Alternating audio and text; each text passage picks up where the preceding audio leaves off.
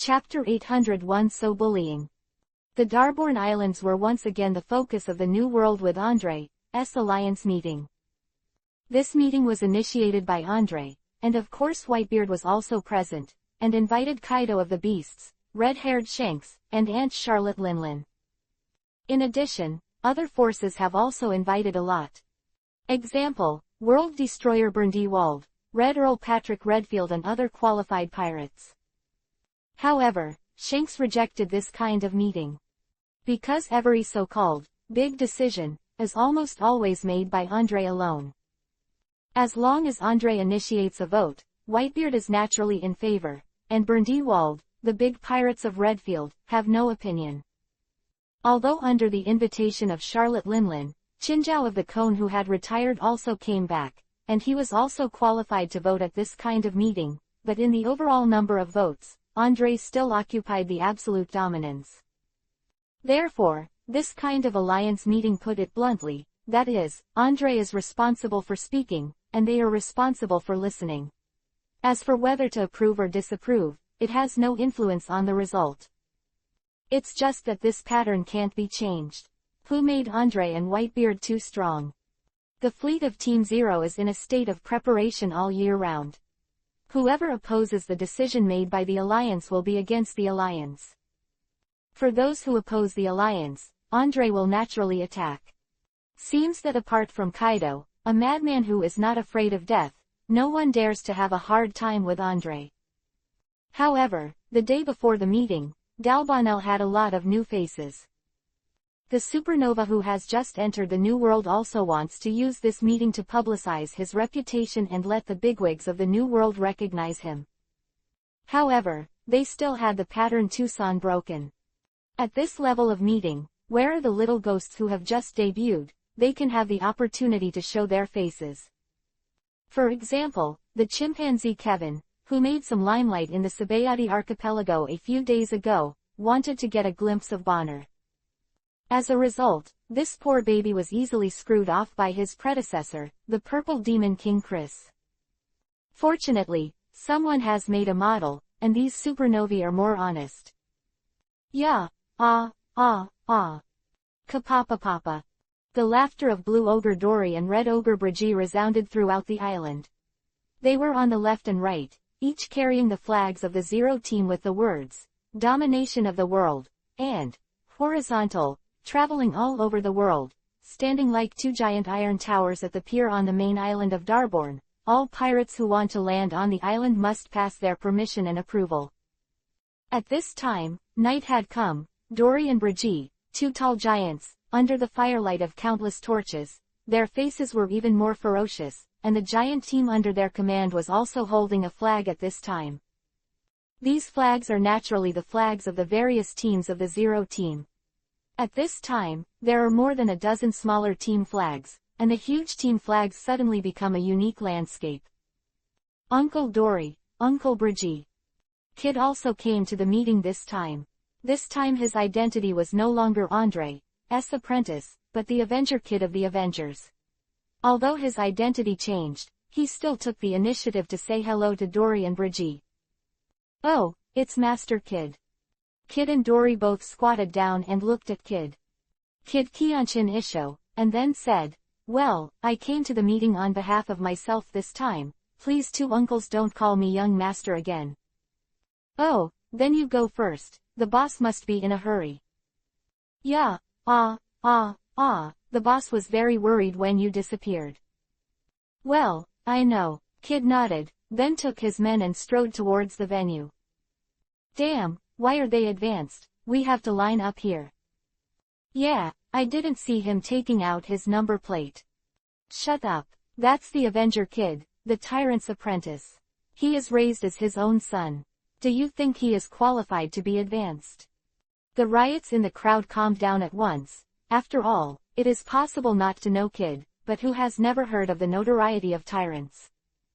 When Kid and Charlotte Linlin met, Charlotte Linlin didn't have a frosty face and refused to give 1,000 miles, but a mother's caring eyes, asking Kid's condition over the years with concern, without mentioning Capone Beige at all being killed, the matter of own territory being occupied. Kid also responded with a smiley face to Charlotte Linlin, caring more about her body. The two of them looked no different from the usual son-in-law seeing his mother-in-law, which made Yeroj and others not understand. Because in their opinion, after Kid and Charlotte Linlin met, let's not talk about a fight, at least scold him in the face. Stinky boy, get over here for me. Then came Andre's roar.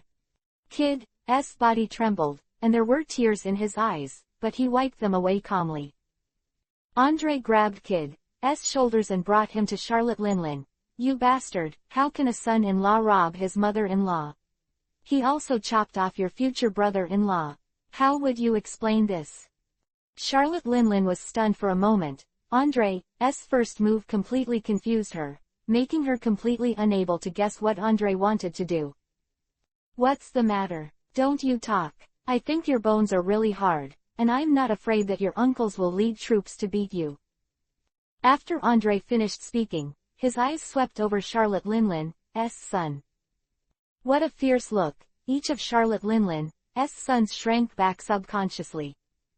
Let's do it, Aunt, tell me how to solve this matter, and what to do with this bastard. I will never interfere, I will do what I say. Andre pushed Kid to Charlotte Linlin at this time. Andre, came Whitebeard's voice. Whitebeard's tall figure and voice like Hong Zhang suddenly attracted the attention of all pirates, even Kaido, Shanks and others.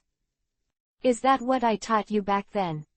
Whitebeard slapped Andre's shoulder with one hand in a reprimanding tone. It is inevitable that children do wrong things. We need to be more forgiving and understanding, instead of beating and scolding to solve it, am I right? Whitebeard set his sights on Charlotte Linlin. Yes, you are right. Charlotte Linlin gritted her teeth. How could she not see that Whitebeard and Andre were singing double reeds? So, this is the end of the matter, and the child has made a mistake, and it is also the responsibility of the parent. Well, I will give you the 5 islands, which is a compensation for you. Dad, I should take care of this matter, so I'll pay you the Fishman Island. Andre and Whitebeard said, I will pay, each. The question is, does Charlotte Linlin dare to ask for it? Chapter 802 Widening of Public Waters. Charlotte Linlin naturally didn't dare to ask for it. She knew that Andre and Whitebeard were retreating to advance. They seemed to be making concessions, but in fact they were deliberately taking her into the army. And once she said no, then the matter was over. If she sends someone to attack Kid again, Andre and Whitebeard will step in directly. Since the aunt doesn't want to compensate, that's the end of the matter. Sure enough, Andre had forcibly ended this matter with one word. Charlotte Linlin's sons are all angry, but what's the use of anger? Andre and Whitebeard are so short-handed, so domineering, so unreasonable. And in this sea where the fist decides justice, who else can they expect to come out to deliver justice? Marine, world government, world aristocracy. Hell, they don't care about these things, and neither do they. Knock, go find a place for Kid. After handling the conflict between Kid and Charlotte Linlin in an extremely domineering way, Andre asked Knock to find a seat for Kid. Naturally, this position could not be at the same table as him, and even if he wanted to do so, the time was not ripe. After all, Kid is too young, and his fame, power and strength have not yet reached the level of equality with the bigwigs. Therefore, Andre found a relatively high position for Kid in the venue. This location is next to the villain Okafor and the purple devil Chris.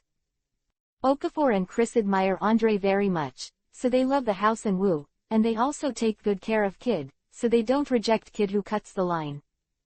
However, this made the pirates behind them very dissatisfied, because the position everyone sat down represented their status in the New World.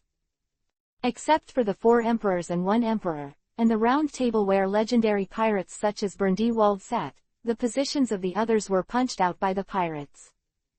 If you want to sit further forward, that is, on a chair closer to the round table, you must kill the person sitting in front of you.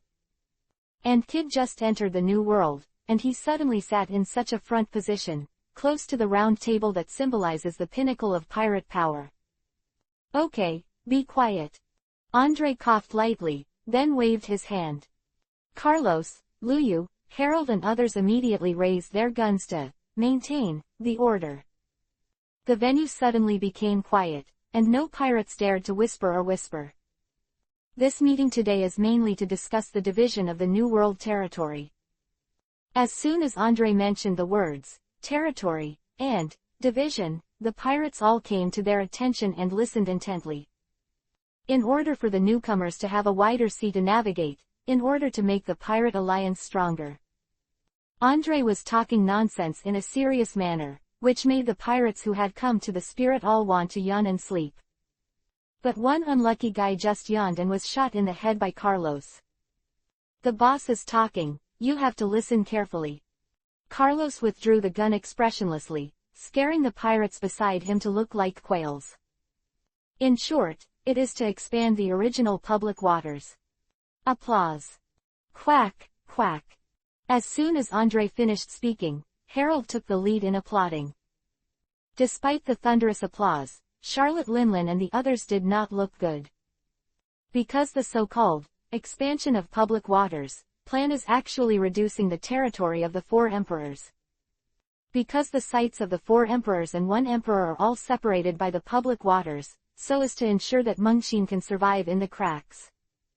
However, Andre now wants to break this pattern, by expanding the sea area, reducing the territory of the four emperors, and at the same time causing a new round of war. That's right, it's war. Public waters are said to be shared, and do not belong to any power, but this rule was set by Andre to restrict the four emperors, so that the power of the four emperors could not be involved in the public waters.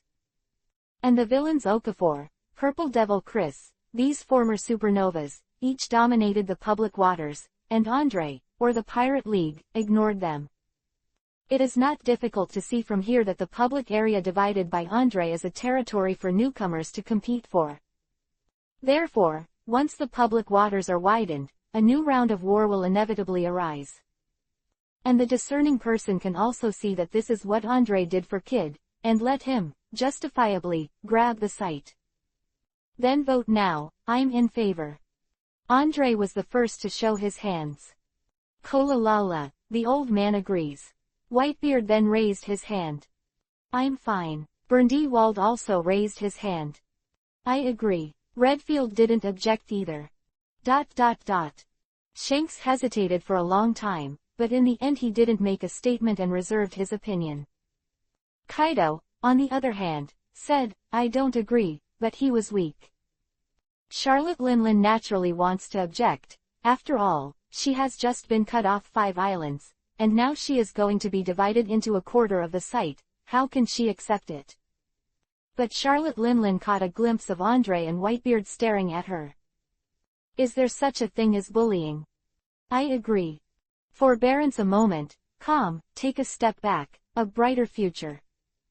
Charlotte Linlin ultimately didn't have the courage to fight Andre and Whitebeard, so she gave up. The cadres and sons under Charlotte Linlin grit their teeth, and their faces are full of unwillingness, but what can they do if they are unwilling? As long as father and son Andre and Whitebeard don't die, the hegemony of the sea will not change. Since everyone agrees, then. Andre was about to announce the result, but Qinzhao of the Cone suddenly stood up. Whitebeard, can I ask a question before the result is announced? As a former great pirate, Qinzhao of the Cone has also been beautiful. This time he accepted Charlotte Linlin's invitation to bring his grandson to Darborn for a meeting. Qinzhao, what do you want to ask? Whitebeard's impression of Qinzhao was okay. Although it wasn't good, it wasn't disgusting either. I want to know if the Hapo Navy, which is led by my grandson, is also protected by public waters. The public waters, like the seedlings in the paradise, were protected by Andre, and Andre also stipulated that the 4 emperors could not interfere in the affairs of the public waters. Therefore, pirates in the public waters can survive under the power of the 4 emperors. Of course protected, and not only your grandson. If you also want to go to the public waters, then I will protect you as well. Andre is the most annoying thing is the guy who sells the old, Obviously, the cone of Qinzhou is a typical example. Chapter 803 Puppets, Alliances, Marriages. You have Zhang Liangji, I have a wall ladder. There are countermeasures above and policies below. Andrei redivided the public waters and forcibly divided the territory of the four emperors. The most influential person is Charlotte Linlin. Charlotte Linlin to forcibly cut a quarter of her turf. It was unacceptable, a loss. Fortunately, Charlotte Linlin has a lot of children and cadres, and at this time, the Three Stooges have played the role of surpassing Zhuge Liang. Although Charlotte Praline can't get along with her eldest brother, he knows the importance of territory to their family. If they lose these territories, they will no longer be distinguished sea emperors. So she waved her hands like dead branches and said eloquently, "Mom, since Andrei said that no one can interfere in the public waters, then we can simply support a pirate group and let them seize the public waters. If the time is right, maybe even can kill Kid." When is the time here? No one knows the answer to this question. But Charlotte Praline's proposal is indeed a good way to secretly support a force and let them take the opportunity to plunder the territory of the public waters. Then everything that the BIGMOM pirates have lost now will be doubled back in the public waters. And Andrei himself said at the alliance meeting that he would not get involved in the battle for the public waters, so unless he wanted to backtrack, the public waters just happened to be a big piece of cake. Well, what Praline said makes sense. Andrei should do what he says. After all, he and Whitebeard's current status and prestige, if they go back on their word, will only make people laugh. Charlotte Linlin stood up, then looked at Baron Dandin. "Do you have any good candidates to recommend?" Baron Eggy thought for a while, then touched his chin and said, "Prada, the supernova hypnotist a few years ago, who has the ability to hypnotize fruit. That guy was offered a reward of 520 million Bailey by Marine. An alliance composed of 7 pirate groups, with more than 20 capable people in the alliance, 100 ships and more than 10,000 people can be assembled at the same time." Quote. Perospero turned his head and looked at Baron Ball. "Will he be obedient?" Peckham's was the first to answer. "This guy has taken most of his turf over the years by the demon alliance of the Purple King Chris and the villain Okafor, and is now reaching out to us and wants to join us. Even if the villain Okafor and the Purple Devil Chris can't handle it, can you handle Kid? Stop joking, you two." Charlotte Cracker, who has always judged value by strength, said with great disdain that he met Kid today and felt that Kid was much stronger than before. At this time, Perospero turned to Charlotte Linlin. "Mom, I think that Prada can support him. After all, he meets 2 conditions." "Which 2 conditions?" "One is that he is weak and easy to control, the other is that he is now on the verge of being annexed, and he is eager to find a backer. I dare not say how loyal he is to his mother, but he has a grudge against the Devil Alliance. Will take refuge with Andrei." "Well, what you said makes sense. Charlotte Linlin is the 4th emperor, but she is very aware of matters at sea. The 2 leaders of the Demon Alliance are fanatical worshippers of Team Zero, and their sites are also close to Fishman Island, equivalent to defending Fishman Island. Andrei took care of these 2 little guys, and gave them a lot of arms assistance, and even gave them the eliminated sailing warships. Therefore, it is understandable to count the Demon League as a subordinate of the Zero Division. And in order to deal with Kid and compete for the public waters, we also need to send a large number of masters, so that it is easy to control Prada and his alliance, and we are not afraid that they will break away from our control. After all, what we need is not a helper, but an obedient one." Puppet. Charlotte Linlin nodded frequently at Perospero's remarks, very satisfied with his analysis.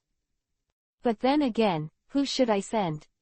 If Charlotte Linlin sent a 3-star general, then Andrei would definitely send 6 main teams to face off against each other. Therefore, his own people cannot be sent, and there are quite a few affiliated pirates under his command, but they are not strong enough, and they can't deal with Kid if they can't send them." Just when Charlotte Linlin was racking his brains to think about the right person, he heard Perospero say, "Mom, the people we send only need to be able to control Prada. As for dealing with Kid, it can be left to others." "Do Other people, who are you referring to? Charlotte Linlin cast an expectant look. Buggy the king of clowns. When Perospero said this, he added, not only that, we can also use marriage to win over Buggy and deepen our relationship with him. After all, he is still single and unmarried. If we marry him, then he will be grateful. The king of clowns Buggy. That guy is an interesting guy, mama. Charlotte Linlin laughed heartily. She had seen Buggy in the past, and both Buggy and Shanks left a deep impression on her. As for why Buggy went to East Blue instead of staying in the New World, this is an unsolved mystery.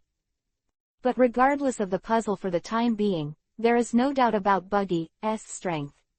As early as more than 20 years ago, Buggy was comparable to Shanks' strength. It's more than enough. But when it comes to marrying a daughter, who should marry him? Although he originally wanted to marry the 22nd daughter, Chifeng, to Capone Beige, but Capone Beige was cut by Kid's people. Well, let Chifeng marry Buggy. Charlotte Linlin made a decision, and the rest was to send someone to talk to Buggy about marriage, and Buggy also came to the league meeting this time, so she didn't have to go to him. Diplomacy is Perospero's strength, and he believes that Buggy is a person who understands current affairs. If he can make good use of this opportunity, it will be of great benefit to his future development in the New World. Just that this girl Charlotte Kaifeng is really sinking, fishing, falling geese, closed, moon, and shy flowers.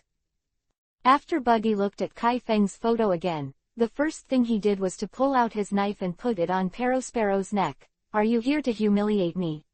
Believe it or not, I'll kill you.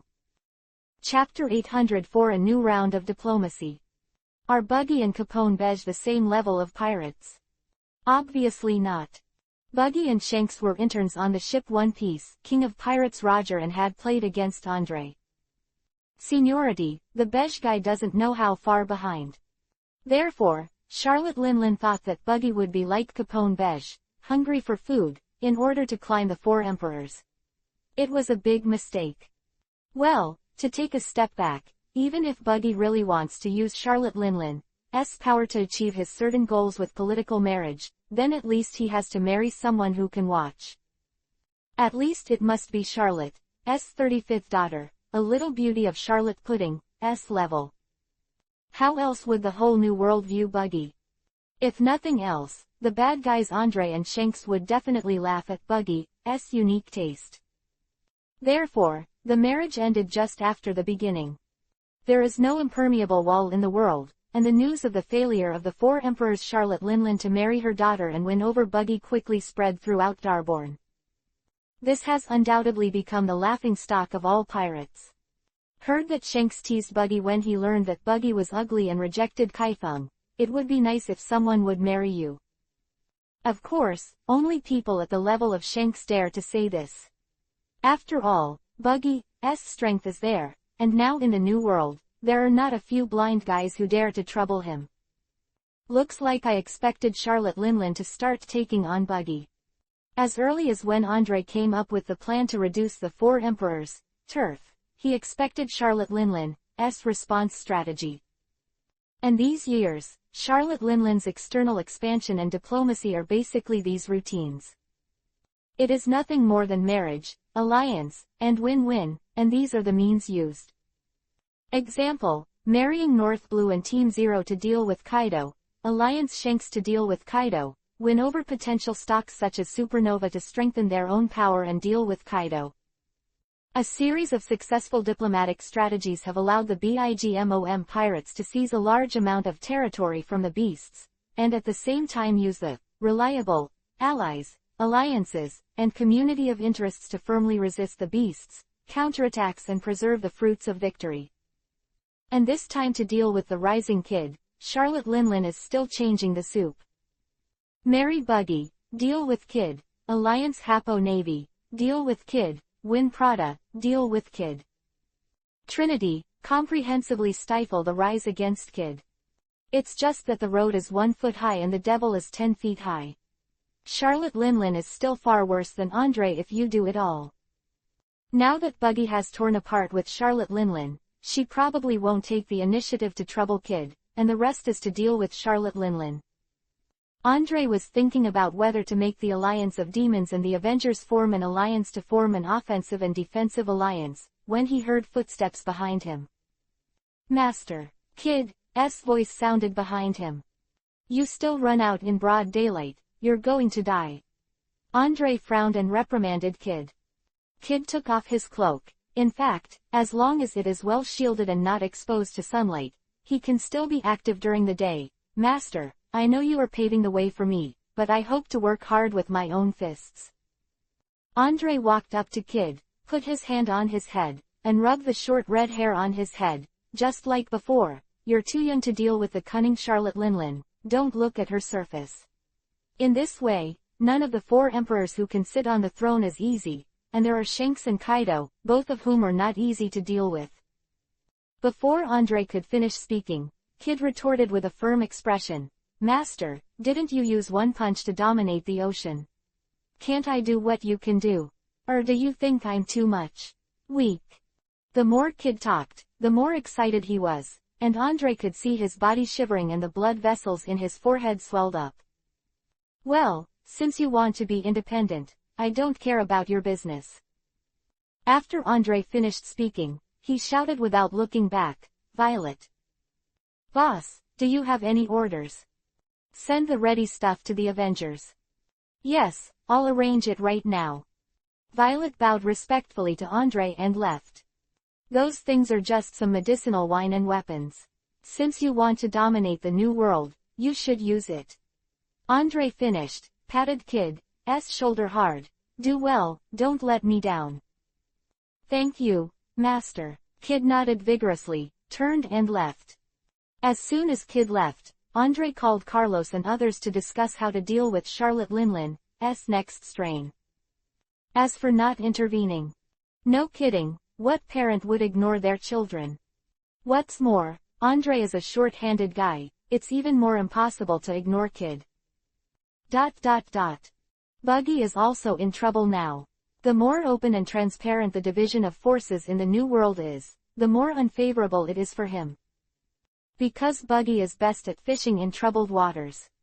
Although the major forces will cause a melee in order to compete for the territory of the public sea, but behind these forces, there are more or less the figure of the 4 emperors and 1 emperor. Moreover, Buggy wants to make a fortune in silence, and it is not his style to plunder the territory with great fanfare. It's just that the current situation has changed drastically, and it is inevitable that a melee will break out in the public waters, and he is also in the middle of the storm. Boss, don't you know the red-haired Shanks? Just go find him, he is also one of the 4 emperors. I'll kill anyone who dares to Shanks again. Buggy is very disgusted with Shanks, especially Shanks is much better than him now. Anyone who knows or doesn't know Shanks will mention Shanks before his name. Such as, Shanks, past companion Buggy, Buggy who worked with Shanks as an intern, 4 Emperor Shanks' friend Buggy, and so on. You must know that Buggy is arrogant and arrogant. He will never ask Shanks for help, but he has rejected Charlotte Linlin now, fearing that he will be targeted by Charlotte Linlin. What shall we do? Just as Buggy was scratching his head and thinking about a way out, a minion trotted over and said to him in a panic, Boss, Kaido of the Beasts has sent someone to invite you. Chapter 805 It's not your turn to pretend. What did Kaido talk to Buggy about? The specific content is unknown. One thing's for sure, though, Buggy is getting benefits from Kaido. 5 Zone Devil Fruits. This guy Kaido paid for it this time. Although Buggy kept silent about the deal he made with Kaido, the news of the 5 Zone Devil Fruits he brought back quickly spread throughout Darborn. On the 4th day of the Darbanelle meeting, the specific division of the 4 emperors and 1 emperor was still not finalized on the specific division of the public waters. It's not that the meeting of the 4 emperors and 1 emperor was delayed. After all, the territory had to be carved out. It was natural to study and discuss it over and over again. All parties wanted to minimize the losses and at the same time cause the opponents to bleed heavily. It's just that in the past 4 days, Charlotte Linlin and Kaido have made moves one after another, and the goal is the same, that is to win over Buggy. Invisibly, Buggy's status in the New World has also risen, and it has become an existence that cannot be ignored. Buggy's subordinates are even more arrogant these days, as if our boss will soon be on an equal footing with the 4 emperors and 1 emperor. At this time, Shanks also found Buggy, which made Buggy a man of the moment. As Kaido invited Buggy to meet, Shanks talked to Buggy. The specific content is unknown. However, Buggy also got 5 devil fruits in Shanks' hands, 3 paramesha and 2 zone. If Buggy distributes these 10 devil fruits, then Buggy's subordinates will have 10 more capable people, and their strength can be greatly increased. They were originally 2 suspicious things, but when they were combined, it was not difficult to discover the hidden true purpose of this incident. Kaido and Shanks, these 2 guys really underestimate them. Andre has been traversing the world for more than 20 years, how could he not see the tricks of Shanks and Kaido?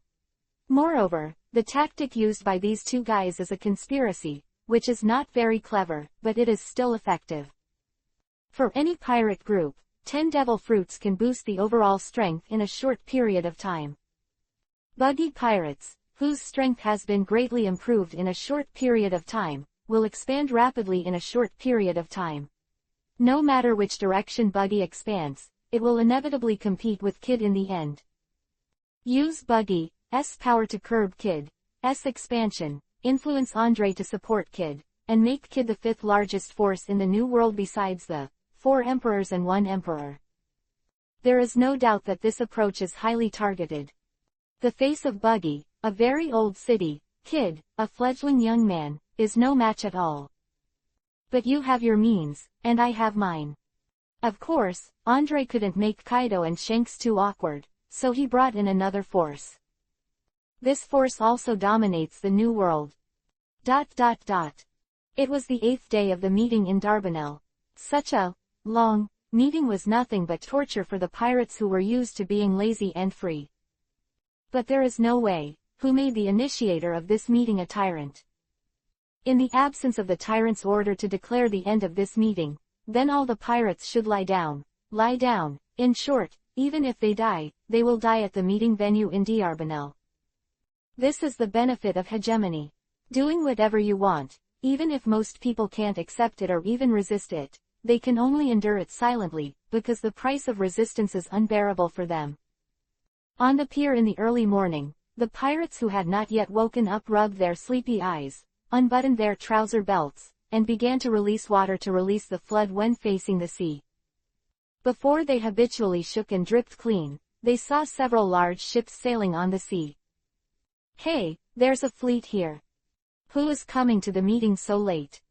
I really don't know whether to live or die. Doesn't he know that being late will be eliminated by the tyrant? The pirates on the pier said everything to me, and some pirates even climbed up the watchtower and picked up the binoculars to watch each other's pirate flag. The Black Skull flag features a prominent going star. Flags never seen before. The pirate groups that are generally arranged near the dock are small groups in the New World. Most of these pirates are running around for survival, so they should pay special attention to any new group. 5 ships of the latest type alone. Buggy pirates with 2 new ships. Is he a super rookie again? While the pirates were muttering and discussing the origins of these people, one of the flagships of the 5 battleships wore a golden suit, a gold necklace on his neck, gold earrings on his ears, a gold bracelet on his hands, and a gold bracelet on his head. A man with Going's hat also entered the crowd's field of vision. The man had gray-green hair, which was combed back. At this time, he took off his sunglasses and made a shush gesture to the pirates on the shore. My God, it's the owner of the entertainment city, Grand Tessero, the Going Emperor Tessero. When did this guy become a pirate? I don't know, but why did he come here? Although Tessero also attended Whitebeard's birthday party, he attended it as Andre's younger brother. As for the Pirate Alliance meeting, Tessero will not come to this kind of meeting, because he is not a pirate. Just let me sing a song for the Pirate League. Tessero picked up his going mic style, and the beautiful singer Karina next to him was consciously ready to sing for him. It's just that before Tessero can act in a hurry, the sea is suddenly cut open. Tessero with lightning speed. Tessero was shocked, and while turning his arm into pure gold, he covered armament hockey to resist. Clang. Tip of the knife left a gap in Tessero's arm, and he simply didn't cut the arm. As expected of the boss, after such a long distance, I almost lost an arm. Tessero's heart throbbed secretly, and he didn't dare to talk anymore, so he honestly docked and went ashore. When they saw the Fudo Usul that Tessero was holding in his hand. Because Bodo Usul is Andre's saber, and Andre is in the center of the main island at the moment. That is to say, just now Andre threw his saber at the center of the main island, flying a super long distance, and at the same time cutting through the sea, almost inflicting heavy damage to the going Emperor Tessero. Chapter 806 The Beacon of the New World. Dardanel's alliance meeting finally came to an end after 23 days. In the second half of the meeting, the sudden appearance of the going pirates was a surprise. If it wasn't for Andre and Whitebeard being too strong, Charlotte Linlin and others would have scolded Andre for shame. Because the so-called Going Pirate Group is the private arm of the Going Emperor Guild Tessero. It's just that these private armed forces raised the pirate flag, and at the same time completed the pirate registration in Darborn, and justifiably became a new. Other words, Guild Tessero is fully qualified to enter the public waters to fight, and the 4 emperors and 1 emperor can't fight him. Charlotte Linlin and the others were utterly disgusted. They did not think that Andre would have this trick. Fortunately, Andre didn't go too far. He didn't let Tessero join the Avengers directly, or help the Avengers fight. He just let the Going Pirates find the Buggy Pirates, and they fought to the death with the Buggy Pirates.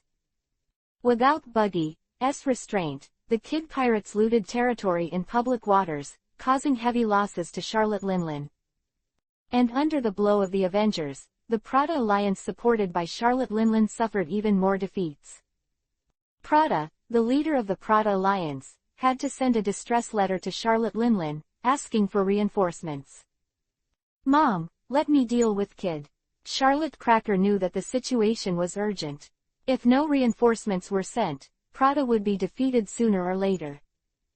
Bray. Charlotte Linlin called out her 8th daughter's name. Charlotte Bray stood up immediately and said to Charlotte Linlin, "Mom, I'm always ready." Mama, this is my good daughter."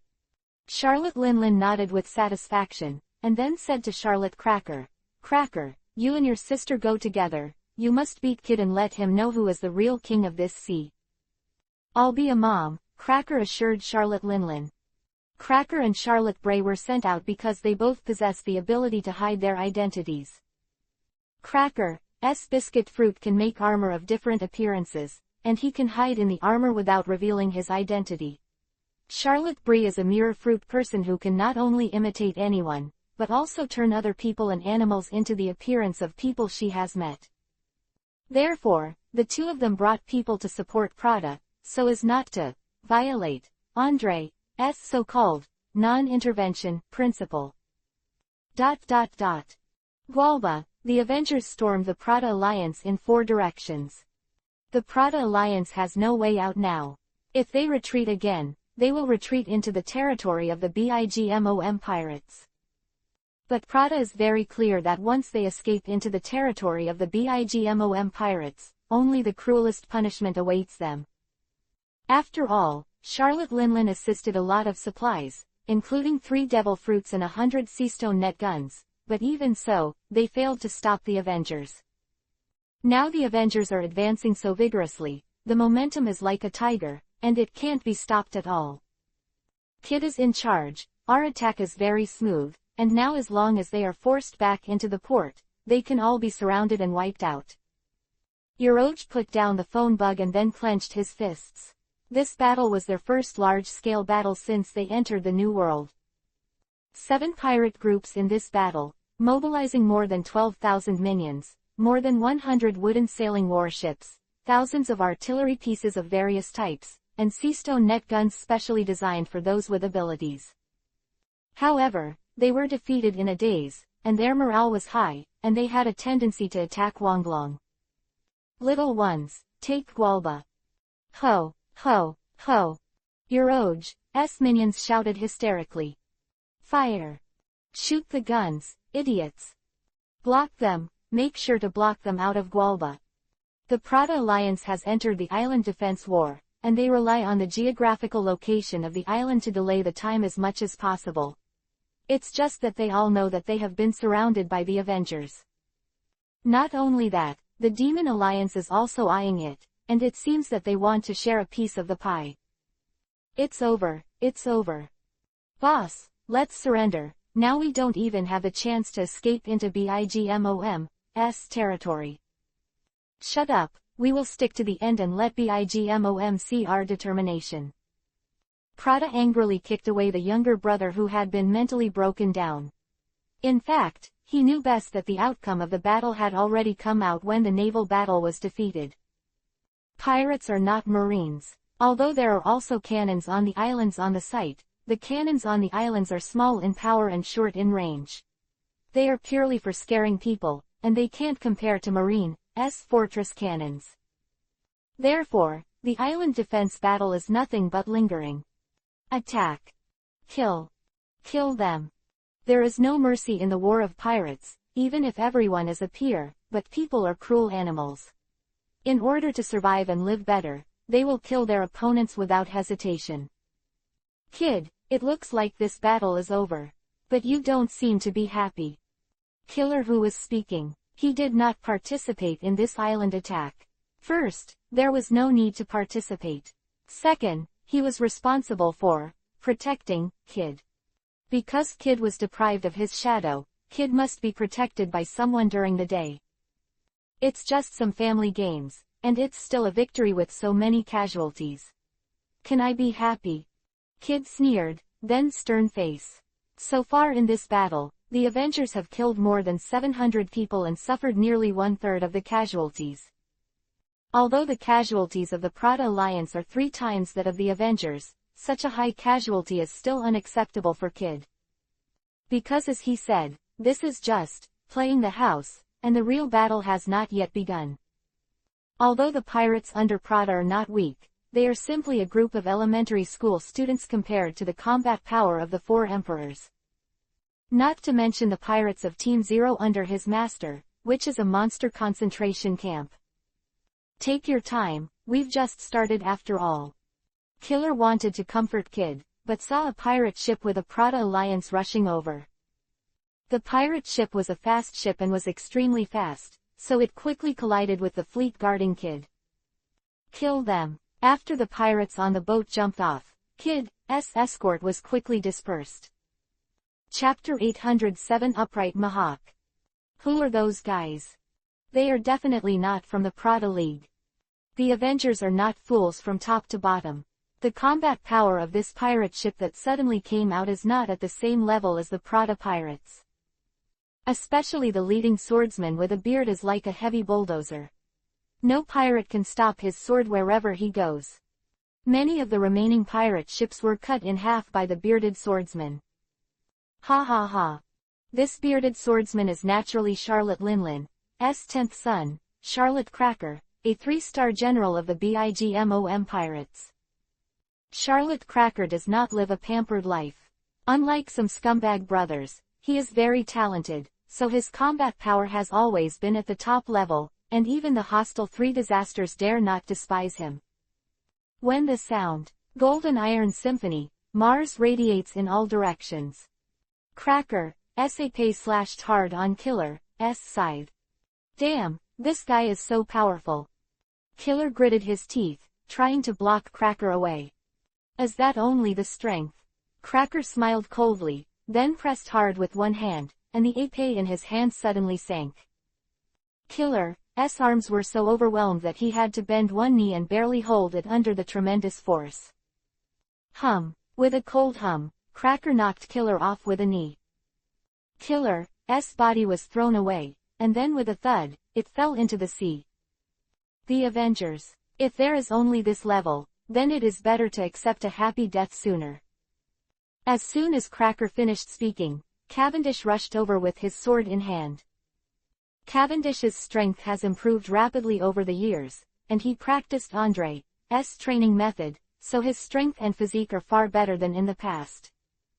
Is there another one to die? Cracker didn't take Cavendish in his eyes. In his eyes, there were not many young people who could fight in this sea. The épée swings as fast as lightning. When Cavendish resisted with his sword, and he felt the force of Cracker's sword. What a terrible power! Cavendish gritted his teeth, then took a step back, opened the distance from Cracker, and at the same time flipped his wrist. A sword slashed at Cracker's wrist. It's a clever fellow. Cracker praised Cavendish, but shook his head. You think I'm only good at strength and speed? What? Under Cavendish's horrified eyes, Cracker slashed his wrist with a swifter, more dexterous sword technique. Dang bang. Cavendish's sword fell to the ground. Cavendish's eyes widened, looking at Cracker in disbelief. What do you think the four emperors are? Do you think that only Mother is powerful? Are you a subordinate of BIGMOM? Don't ask so many dead people. Just when Cracker was about to kill Cavendish with a sword, he saw a cold light strike. A sharp knife slashed Cracker's face, cutting through his biscuit-shaped armor. I can't believe Andre even gave you the kingdom of heaven. Cracker is not a frog at the bottom of the well, and the one he chooses not far from him now is the kingdom of heaven. This big sharp knife was originally Fulv Yao's saber, but it was taken away by Andre, and at the recent Darborn Alliance meeting, the knife was given to Kid as a munition. Buzzing _ Kid in the cabin did not answer Cracker. At this time, countless swords on the surrounding pirate ships were buzzing under the influence of magnetism, as if they were trembling, as if responding to Kid. Don't talk. Then you won't even have a chance to say your last words. Before Cracker could finish speaking, he saw countless swords rising into the sky, each of which hovered high in the sky, and then aimed at Cracker on the deck like an arrow. Want to compare the quantity? A sneer, Cracker tapped his armor with both hands, and suddenly a person, exactly like him appeared beside him. One more knock and this is the cookie I've been dreaming of. And with this ability, I have unlimited combat power.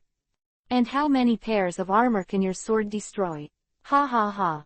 Cracker smiled proudly. As the top combat power in the BIGMOM pirates, Samsung General, his strength is not inferior to Admiral. Just kill your body. Kid froze Isho, then fired the hovering sword, but Heaven didn't move. It's useless, ordinary swords don't have armament hockey's assistance. You can't even cut through my armor. Just as Cracker finished speaking, behind him, a figure suddenly rushed out, only to see the man covering his face and holding a long knife. Phew, Cracker was startled, he could feel the threat from the man behind him. Threat of death for him. It doesn't matter who I am, what matters is, you bastard. The long knife and the heavy sword collided fiercely, causing a strong impact immediately. Under such a strong impact, the deck shattered, and the entire ship was shattered into sawdust. However, the masked man rushed to the sky with the moon step and raised the knife high. At this time, everyone could clearly see the masked man's eyes, the double-colored pupils like eagles. You are Hawkeye Mahawk. Cracker's pupils dilated, then he gritted his teeth and cursed. Andre, this despicable guy, didn't he say that he would not be involved in wars in the public waters? You've got the wrong person, I'm not Mahawk. Mahawk immediately denied it, but Mahawk was too upright, and his level of lying was not even at the level of a primary school student. Bray, let's go. As soon as the master shot, he knew if there was any. Cracker didn't want to fight Mahawk at sea, so he decided to retreat. Mirror World. Charlotte Bray immediately created a giant mirror, sucked all the elites of the BIGMOM pirates, including Cracker, into the mirror, and finally disappeared together with herself. Confirming that the Crackers had left, Mahawk came to Kid's cabin. Kid, are you all right? Master still doesn't believe in my ability. Kid's tone was obviously full of anger. Boss, He just doesn't worry about Charlotte Linlin. She's such a despicable woman, that's why. No need to say more. Tell the master for me, my own way, I will walk by myself, without him helping me. After Kid finished speaking, he controlled the kingdom of heaven and flew to Mahak. Mahak looked at the heaven suspended in the air, hesitated for a long time before reaching out to catch it, and finally left with the knife. Chapter 808 The Red Light District Adventure of the Straw Hats. From the moment the beacon fire of the New World was lit, the war at sea has not stopped. The pirates in groups of 3 or 5 unite into an alliance and fight to the death on the endless sea.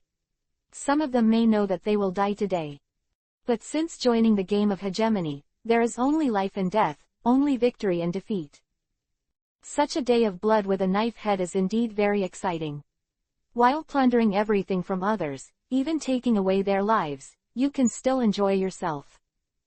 Sexual karma is legal in the New World, as elsewhere in the world. There is a difference though, the world governments tax those who work in this industry without giving them proper protection. The New World is different, where eroticism is protected by pirates. Whether it is a mobile flower boat, this kind of special home delivery service, or a designated red light district, pirates have no contempt for women who sell their flesh and body for a living. In the New World, the most famous and most attractive red light district for pirates is Tijuana. Tijuana is located in the core area of the public waters of the New World. Not only can you drink and have fun here, but you can also buy arms here. Of course, in addition to this, the highly developed sex industry is the focus here, so the pirates call this tilde here it's a sex sanctuary. As the war in the New World became more and more frequent, not only did Tijuana's business not suffer, but the number of people landing on the island every day increased exponentially. And the reason for this should be that you must be happy in life, and now have a drink and get drunk now. Of hell, if they didn't enjoy it in time, how much failure would they be in life? Hey, handsome guy, won't you come in and sit down? It's so lonely tonight, lonely. Wong Street in the center of Tijuana is full of bars and strip clubs, and scantily clad street girls can be seen everywhere. These street girls have obscene ruts, slender legs, and huge buttocks. They are now displayed on the street like commodities, and they will go with them when they meet the right customers. Hey, Luffy, are you sure we're here to ask for information? But Mr. Rayleigh said that this is the place where the New World's intelligence is most concentrated. Luffy was walking on Wong Street. He didn't know how many street girls he had rejected. Sometimes he even wondered if he should use Conqueror Haki to intimidate them. Mr. Rayleigh is worthy of being a legendary pirate, this kind of place. Hey, Sanji, what's wrong with you? Chopper, bring the cotton yarn over here, Sanji's nosebleed can't be stopped. Usopp, Frankie, and others were all startled, because Sanji had already fallen to the ground at this time. His eyes were full of peach hearts, and his nosebleeds kept gushing out, like a spring, and it couldn't stop. And around Sanji, there was a circle of street girls who were wearing revealing clothes and constantly showing off Feng Qing. I'm going to die, just let me die here. Sanji said with an intoxicated face, making Zoro subconsciously stay away from his worthless guy. At this moment, there are not many pirates on the street. Some of them will stop and glance at the straw hats, but most people do not recognize the disguised straw hats. What's more, the straw hats have disappeared for more than half a year, and most of the pirates have forgotten their existence. So these pirates just care about the funny Sanji, and then laugh at Isho and leave. My friends, do you need any help? Just as Usopp and Chopper were rescuing Sanji, a man's voice came from behind them. Usopp turned his head, and when he saw the face of the speaker, he almost fainted with fright. Damn it! Usopp's scream caught the attention of the street girls and pirates on the street. It was just that they glanced at him, and then cast a rare and strange look at Usopp. I am so sorry for scaring everyone. Brook took off his hat and apologized to Luffy and the others in a gentlemanly manner. No, it should be me who should apologize. Brooke's self-introduction. Usopp had a general understanding of Brooke's origins and the reasons for his appearance. Brooke, you say your dream is to complete the Great Route. Yeah, I made an appointment with my friends before, but now I'm the only one left. Then you come with us, we have to find One Piece too. I'll definitely be One Piece, King of Pirates. Usopp took the initiative to invite Brooke, and Luffy obviously wanted to recruit Brooke, the old driver. Although I also want to join you, but what? Luffy asked, frowning. The new world is now in turmoil, and the sea is full of fighting. You must have encountered a lot of conflicts along the way, but it is not too far from Fishman Island, and there are demon alliances around. Safe.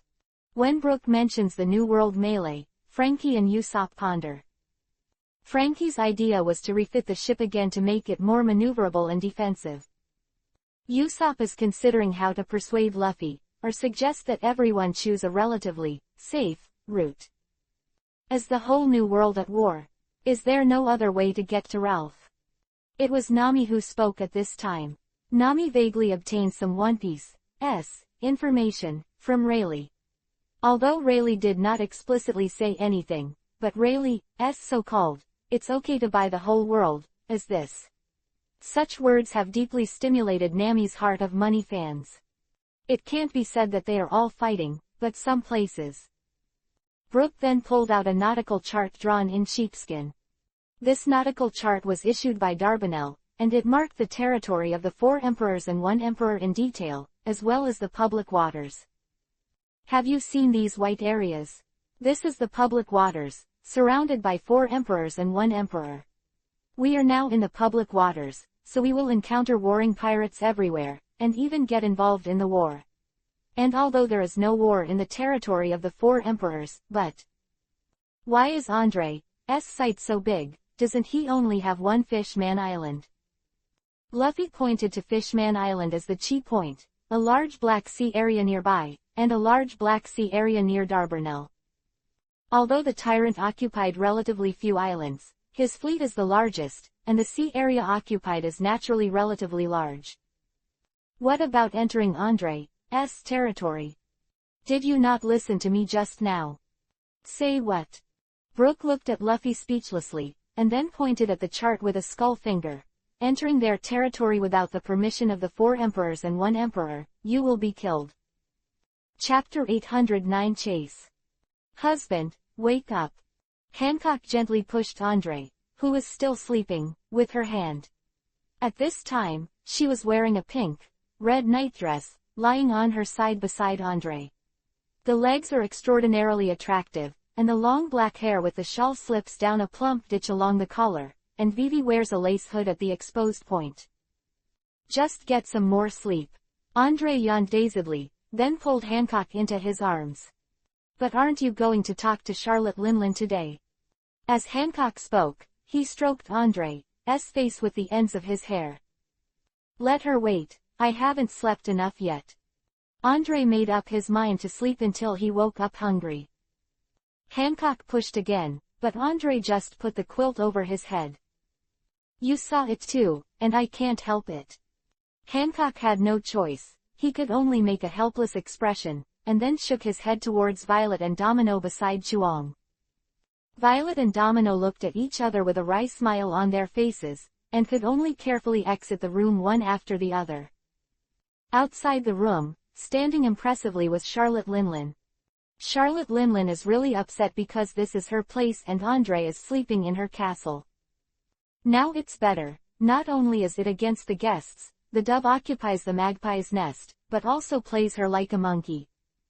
Because at the banquet last night, Andre said that there was something important to discuss with Charlotte Linlin alone, so she would have a detailed discussion in the castle tomorrow morning. In front of so many people, and all the main players of Team Zero gathered on Cake Island, Charlotte Linlin could only accept it. But what about the details? Andre fell asleep inside while she was standing dumbfounded outside the room. Charlotte Linlin is naturally very angry, and can't wait to rush in now and strip the bastard Andre. It's just that Charlotte Linlin is more sensible, she knows that she is no match for Andre by herself. So she endured it again. Mother, good morning. At this moment, Harold came over, yawning, with the sword still hanging from his waist, but the clothes were loose and the scent of a woman was still on his body. Even a fool could see that this was what did the guy just do last night. Morning, Aunt. Carlos also left the room at this time. He was relatively clean and tidy, but in the room, he could vaguely see a girl helping him tidy up the Chuang shop. Morning, have you eaten breakfast yet? Mom. One after another, the vice captains of Team Zero got up one after another, and each came over to greet Charlotte Linlin. But these guys are too ignorant of the BIGMOM pirates. Some people even started to publicly tease the maids in her castle in front of her. These bastards. Charlotte Linlin squinted, her eyes flashing coldly. But at this moment, Charlotte Linlin's eldest son Perospero trotted over and said in her ear, Mom, someone broke into our territory. Just kill it. Do you still need to report this trivial matter to me? Charlotte Linlin is already full of fire, and now she is just venting on her eldest son. Perospero didn't know if Charlotte Linlin had taken gunpowder this morning, why his temper was so explosive, but he still reminded, it's the Straw Hats. The Straw Hats. Charlotte Linlin squinted, then said disapprovingly, killed. But Straw Hat Luffy is Fire Fist Ace's younger brother. It doesn't matter whose brother is, it's Andre's own rules. Yes, I understand. After Perospero responded, he went to arrange for someone to intercept Luffy. ... Are they still following? Sanji raised his forehead and bangs, which were stuck to his forehead with sweat, and asked Usopp nervously beside him. Usopp didn't care to look back at this time, he wished he could give birth to 2 more legs so that he could run faster. Chopper pricked up his ears, and then screamed, Ah, they're catching up. What did you say? No way, we've been chased by them all night. Nami wanted to shout for help loudly, but her lungs were on fire now, and she was exhausted after fleeing all night. Stop for me. Hey, the kid in front, as long as you don't escape, we promise not to hurt you. Let the ghosts go, if you don't want to hurt us, why are you chasing us? Intermittent shouts mingled with panting, gasps responded to each other.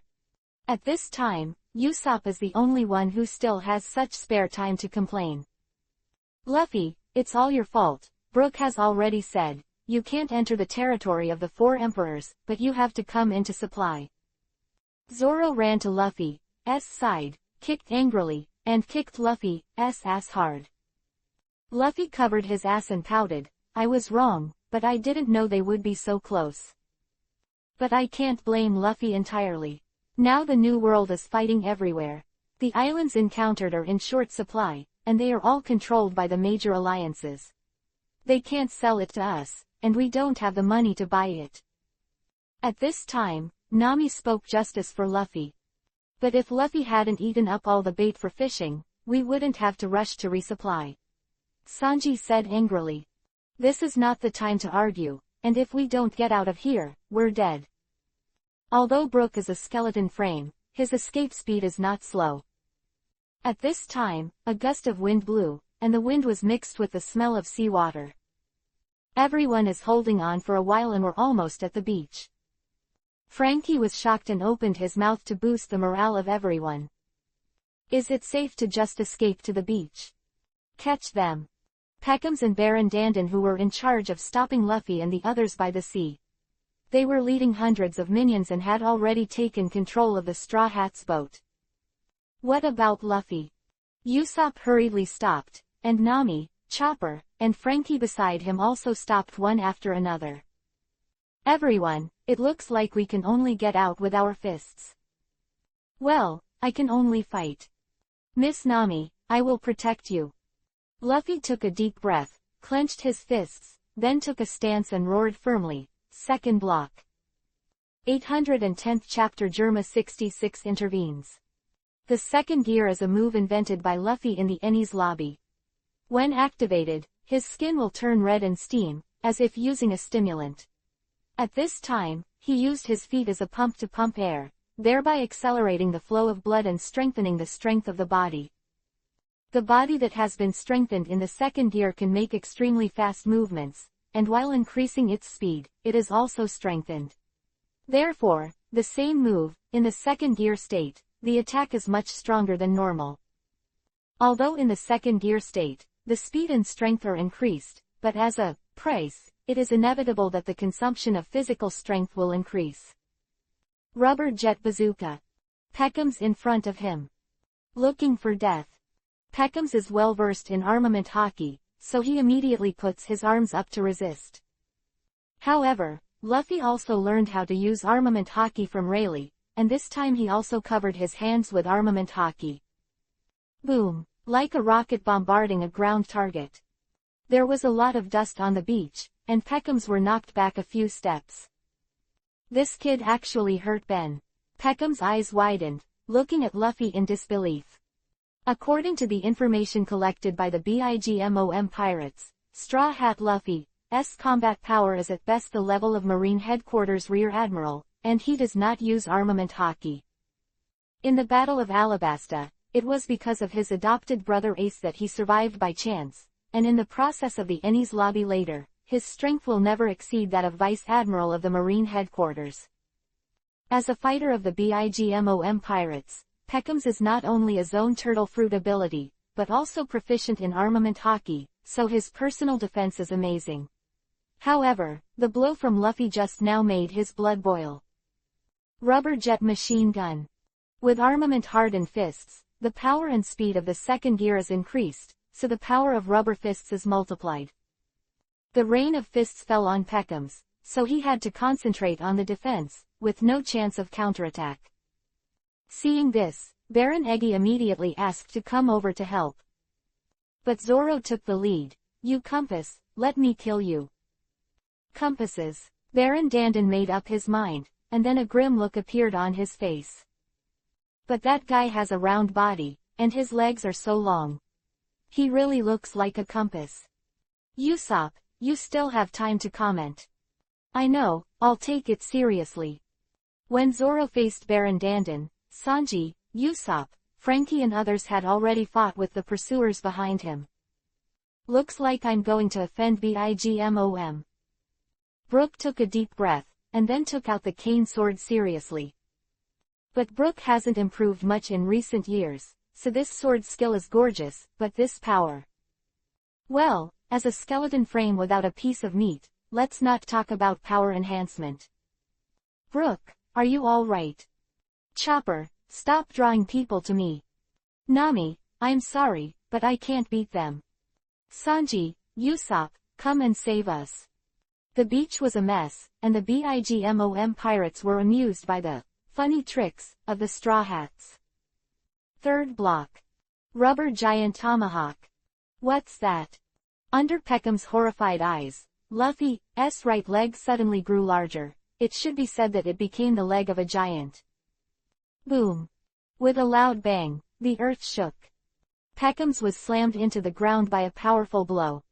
Peckham's.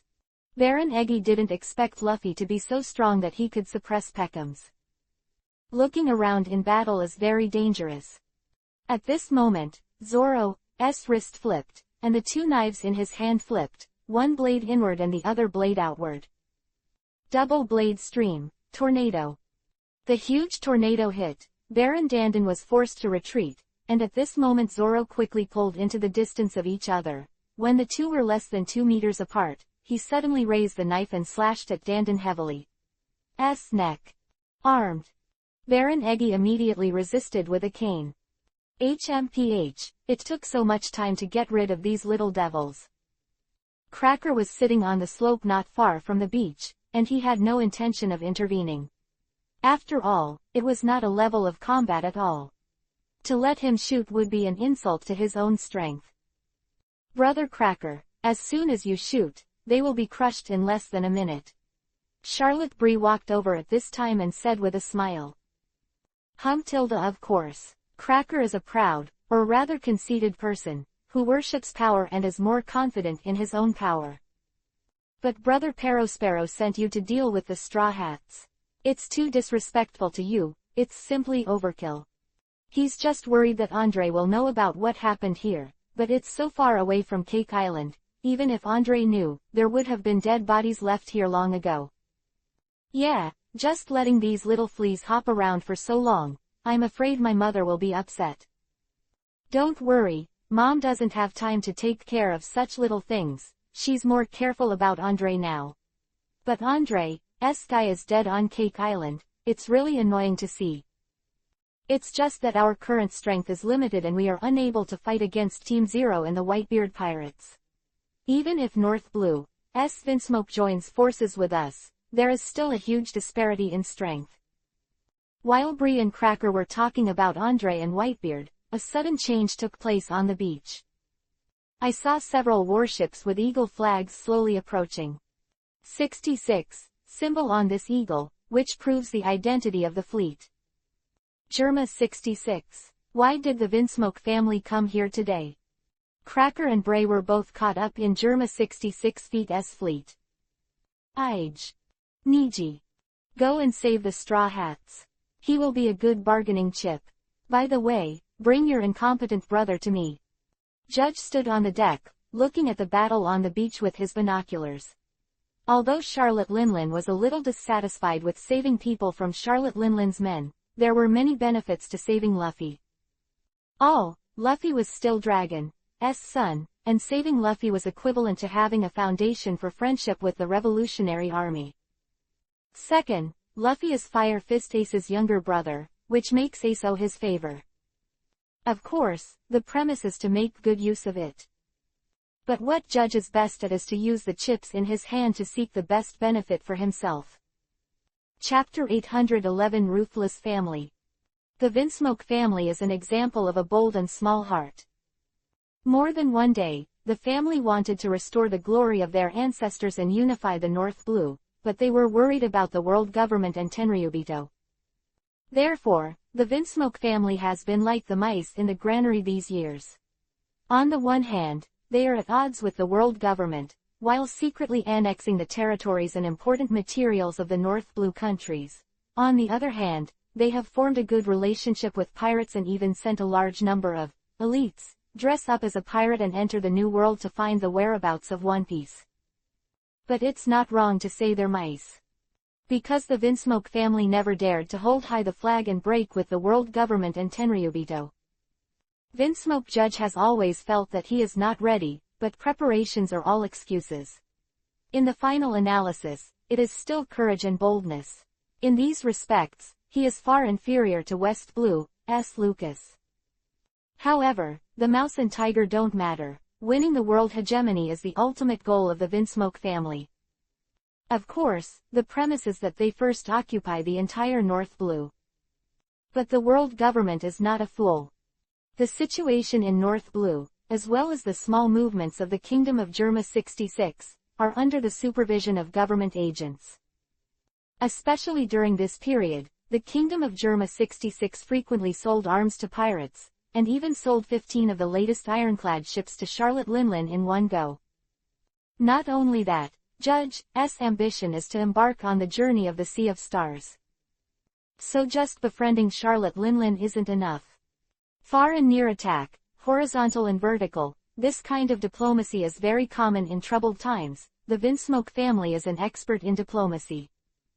While maintaining a close relationship with Charlotte Linlin and attacking neighboring countries, Judge sold a large amount of arms to Kid, which improved Kid's strength.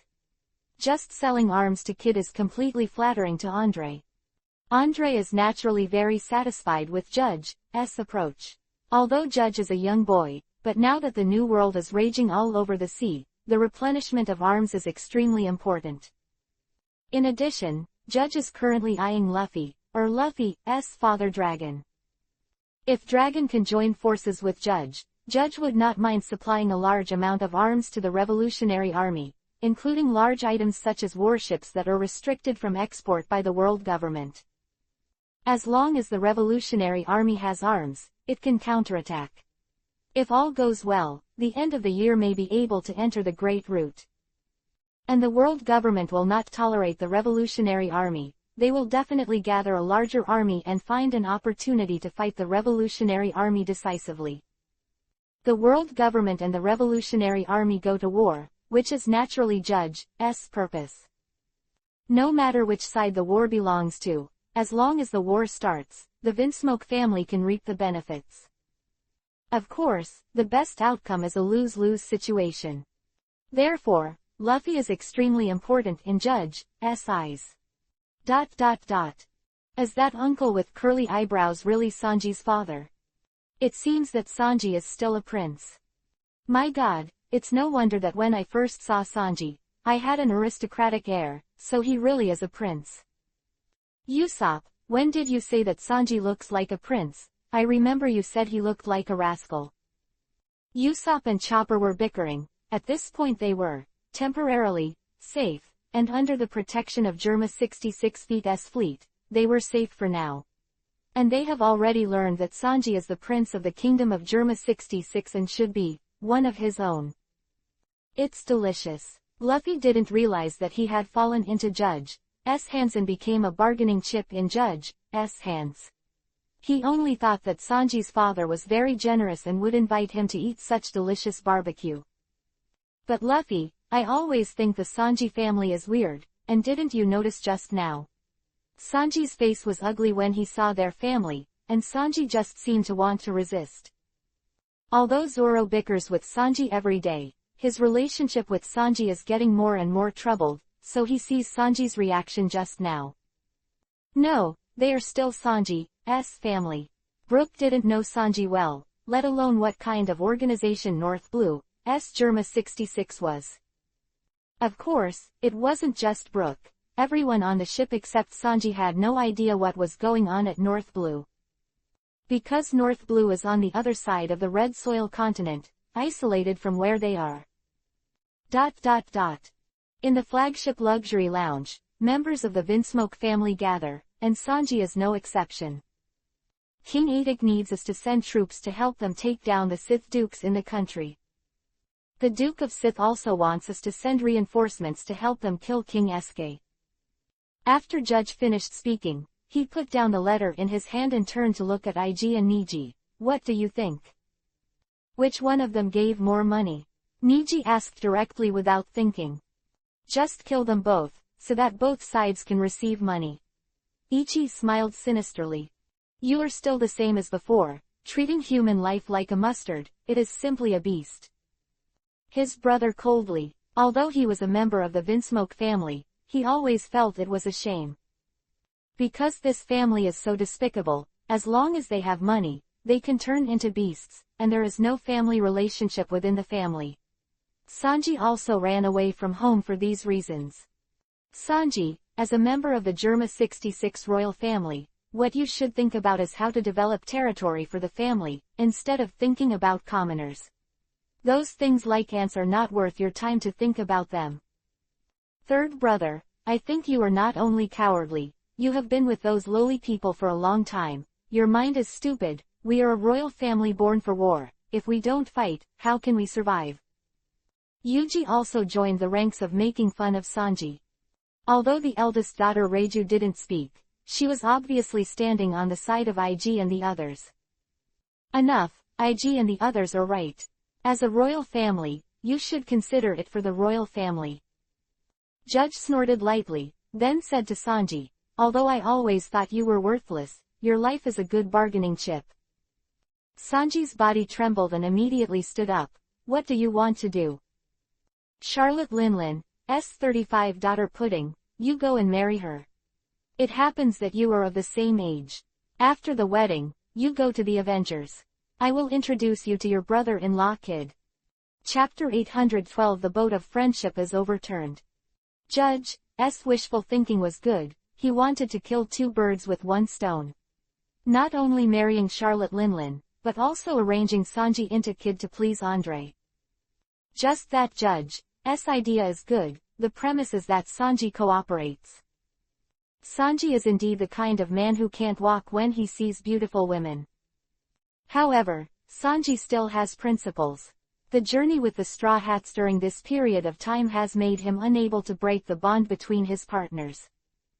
What's more, what Sanji hates most is his own family, so let him sacrifice for the family. I'm sorry, but Sanji hasn't had that kind of consciousness yet. Therefore, Sanji decided to escape from here overnight.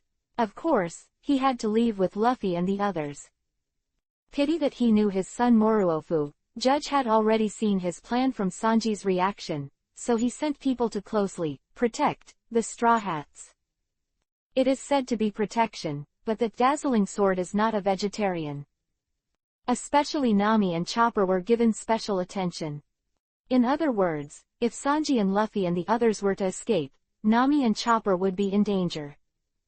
It's despicable. Sanji immediately rushed in front of Judge after learning about the situation on the boat, grabbed Judge's collar with both hands, and yelled at him, "Let my companion go, I will follow, do what you say." Sanji, what nonsense are you talking about? Do you think you're really that important? IG looked at Sanji with contempt, and then said sarcastically behind him, "The Straw Hat Luffy is a valuable thing, do you think that nonsense like you can compare?" "Yeah, the Straw Hat Luffy is a treasure, it is related to the future of our family." Niji also came over at this time and echoed. "What treasure? The future of the family? What are you talking about?" Sanji stared blankly at Niji and IG, he was dazed at this time, and he didn't understand the situation at all. "You still refuse to admit that you are a waste. To tell you the truth, Luffy is the adopted son of Dragon, the leader of the South Blue Revolutionary Army. Our Vinsmoke family will use Luffy as a link to strengthen the connection between our two families, and then we will give the revolutionary the army provides arms and supplies to let them frantically attack the world government and Tenryubito. When they lose both, it's us." "Yuji, you talk too much." Finish speaking. Reiju raised her hand and patted his head hard, and then she looked at Sanji. "Although the reality is cruel, as a big sister, I still want to tell you, don't overestimate your worth. If not IG, Niji, and Yuji are willing to marry Charlotte Linlin's daughter, then whether you live or die has nothing to do with this family. Of course, we won't watch you die outside like a wild dog and let the family be blindsided." Shy. Ahahaha. It's so pitiful, you're still the same as before, but you're just trash. Look at him, his fists so tight. Do you still want to beat me? But I still advise you not to humiliate yourself. You are not Yuji's opponent at all. ... Laughing, ridiculing, indifference. All of these are like sharp knives stabbed in Sanji's heart. It doesn't matter what you do to me. But you want to take advantage of my friends. Sanji's eyes were burning like a flame. Fried assorted platter. Quote. Suddenly, Sanji leaned forward and lifted his burning feet up, kicking Niji, IG, and Yuji in the neck. Sanji's speed is very fast, and in his anger, his strength is several times higher than usual. What? Bang, bang, bang. After the 3 hits, IG, Niji, and Yuji were all kicked away. Sanji, what are you doing, stupid? Although Judge doesn't love Sanji, he sees IG, Niji and Yuji as the most precious sons, so when he sees the 3 sons being knocked down instantly, his anger explodes suddenly. I should be asking you this kind of thing. NT fear Judge's anger and responded tit for tat. It's just that the battle between father and son didn't last long. Sanji was finally defeated by Judge.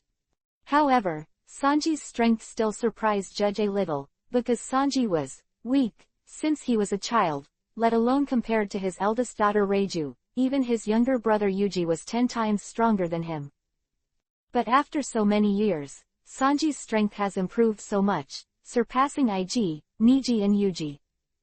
Fortunately, Judge has his own means, and is not worried that Sanji will surpass him in the future. Charlotte Linlin was very unhappy that the Vinsmoke family intervened in their own territory. That bastard Judge, does he think he's Andre? How dare you come to my place to make trouble? Charlotte Linlin's face was full of anger, and the terrifying aura exuded from her body was so frightening that her children were afraid to speak. Mom, The Vinsmoke family is approaching public waters, and here's a letter from them. Sparrow carefully handed Judge's handwritten letter to Charlotte Linlin. Charlotte Linlin didn't pick it up. After all, the envelope was too small, let alone the words on it. Read. It's Mother. Sparrow cleared his throat, then read the letter aloud. I beg your pardon for my rudeness, but this is no offense, because I'm friends with Monkey D. Dragon, so. Enough. Charlotte Linlin shouted sharply, causing Sparrow to shudder and shut his mouth subconsciously. This old fox Judge, he and Dragon are friends. Only a despicable villain like him can say such shameless words. Charlotte Linlin sneered, and the cold white teeth in his mouth made him even more hideous. Since he wants to befriend Dragon, so I'll do it for him, and I'll have to kill the Straw Hat Luffy. Cracker. Peckham's. Bobby. ... Mom, please order. By Charlotte Linlin all stood up. You go and gather people now, and before they enter the public waters, get rid of the Straw Hats for me. As soon as Charlotte Linlin finished speaking, Cracker asked, what if Judge blocks it? If he still dares to offend me, then I don't blame me for being disrespectful. Charlotte Linlin's anger is one aspect, but when she is offended, she is angry and wants to scream and kill. So what is Andre doing when he pulls Shisha on his head? Final analysis. Judge has a different heart and wants to split. Why Charlotte Linlin warned him. I see, Mother, I know what to do. Cracker looked up. This time the mission seemed a little more fun to him. Chapter 813 Problem. The movement of Cake Island was not small, and such a big movement could not escape Andre's eyes and ears. Boss, Charlotte Linlin has made a big move. It seems that someone has invaded her territory today, and now she is about to send someone to save her face. It seems a bit interesting. Lu Yuajuzui said. Invasion of her territory. Could it be Kaido? Impossible. If Kaido did it, we should have been informed in advance. Carlos rested his chin with his hand, thinking about this weird invasion. If it's not Kaido, it can't be Shanks. At least now Shanks and Charlotte Linlin have a good relationship. Harold yawned, looking like he didn't wake up. Could it be Kid? Mihawk said cautiously. Enel shook his head and said thoughtfully, it probably won't. Kid is now focusing on attacking the public waters, and has no time for revenge. Yeah, and the boss is on Cake Island. Forgive her. Charlotte Linlin doesn't dare to make trouble. If she dares to attack Kid again, we will kill her now. Shiryu of the Rain grinned, but he couldn't wait. Fight. Just as Carlos and the others were discussing various possibilities, the phone on Andre's right rang. At the color of the phone bug, Andre knew it was Khalifa who sent the message. Sure enough, during the call, Khalifa went to the island to supply the Straw Hat Pirates, was hunted down, and then was rescued by Vinsmoke's fleet. Boss, do you need to come forward? Carlos was a little worried about his apprentice. Although he was cold on the outside, he was cold on the outside and hot on the inside. He still cared about his companions and relatives. Charlotte Linlin and Judge conflict. Andre pondered secretly in his heart, and then said to Nock, go and find Charlotte Linlin. Yes, boss. Nock responded, and immediately turned around and trotted out of the hall. Charlotte Linlin was having a snack when Nock came to find her. The more unhappy she is, the more she likes to eat, and she will keep eating until she is happy. Charlotte Linlin's children and cadres obviously knew her, so they didn't dare to disturb her, and they would do their best to satisfy her appetite. Judge, you idiot! Charlotte Linlin muttered as she dropped a chunk of creamy ice cream into her mouth to chew. Charlotte Linlin, the boss is looking for you. Nock's tone of speech was not at all respectful, as if the city's leading commissioner was speaking to a village cadre. Because he was Andre's old subordinate, Charlotte Linlin would never dare to do anything to him. He's looking for me. Charlotte Linlin wasn't offended by Nock's disrespect. Let you go over immediately. If I have already brought it, I will go first. After Nock finished speaking, he turned around and left. Asshole. What is he? Just one of Andre's dogs. Charlotte Linlin's children and subordinates are angry. I didn't say anything when people were here just now. Now that people are gone, does it make sense to say this? Charlotte Linlin scolds her children and subordinates with contempt. She is really in awe of Andre, because she understands that, one-on-one, she can't be Andre's opponent at all. Unless the three emperors join forces and let Kaido drag Andre's front, she and Shanks join forces to besiege, and there may be a chance to kill Andre. Of course, not to mention that the three emperors are impossible to join forces. Even if they do join forces, it is not necessarily whether they can kill Andre. Charlotte Linlin has never done such an unsure thing. As long as there is a risk, she will give up. This can be seen from the original OP. Charlotte Linlin took over Fishman Island after Whitebeard's death, but what about Kaido? Attacked Whitebeard before Whitebeard died, but after Whitebeard's death, Fishman Island fell into Charlotte Linlin's hands. From this point alone, it can be seen that Charlotte Linlin's skills and timing ability are better than Kaido's. Charlotte Linlin came to see Andre, and Andre was sitting on the throne she usually sat on, bold and grandiose. Mom, you seem a little happy. While talking, Andre took the wine glass from Hancock, but his eyes flashed on Charlotte Linlin's face intentionally or unintentionally. The Straw Hats trespassed on my property, Judge rescued them, and I want to save face. Charlotte Linlin didn't hide anything, and told Andre these things frankly. You must save face. If you don't get your face back, where will the face of the 4 emperors and 1 emperor go?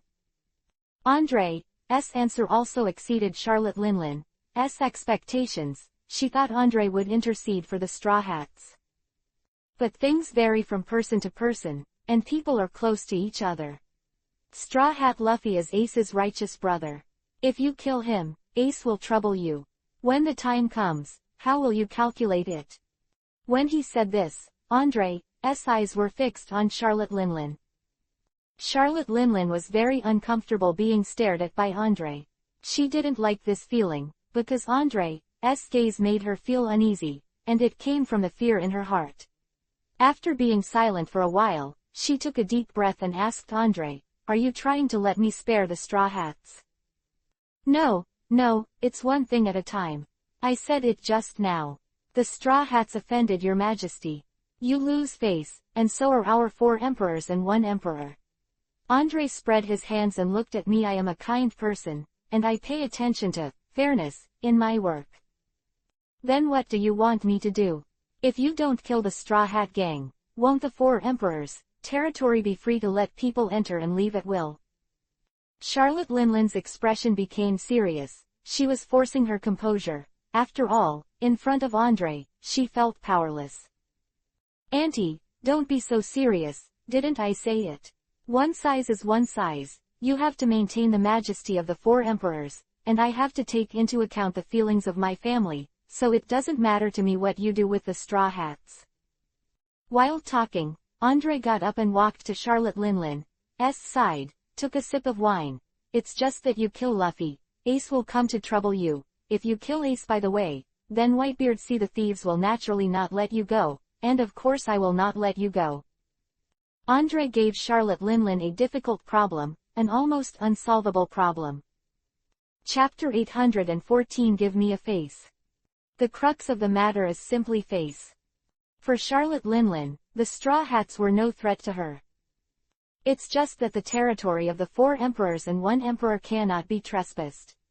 For intruders, it is natural to kill without mercy. This is the rule of the game that the New World pirates unanimously recognize.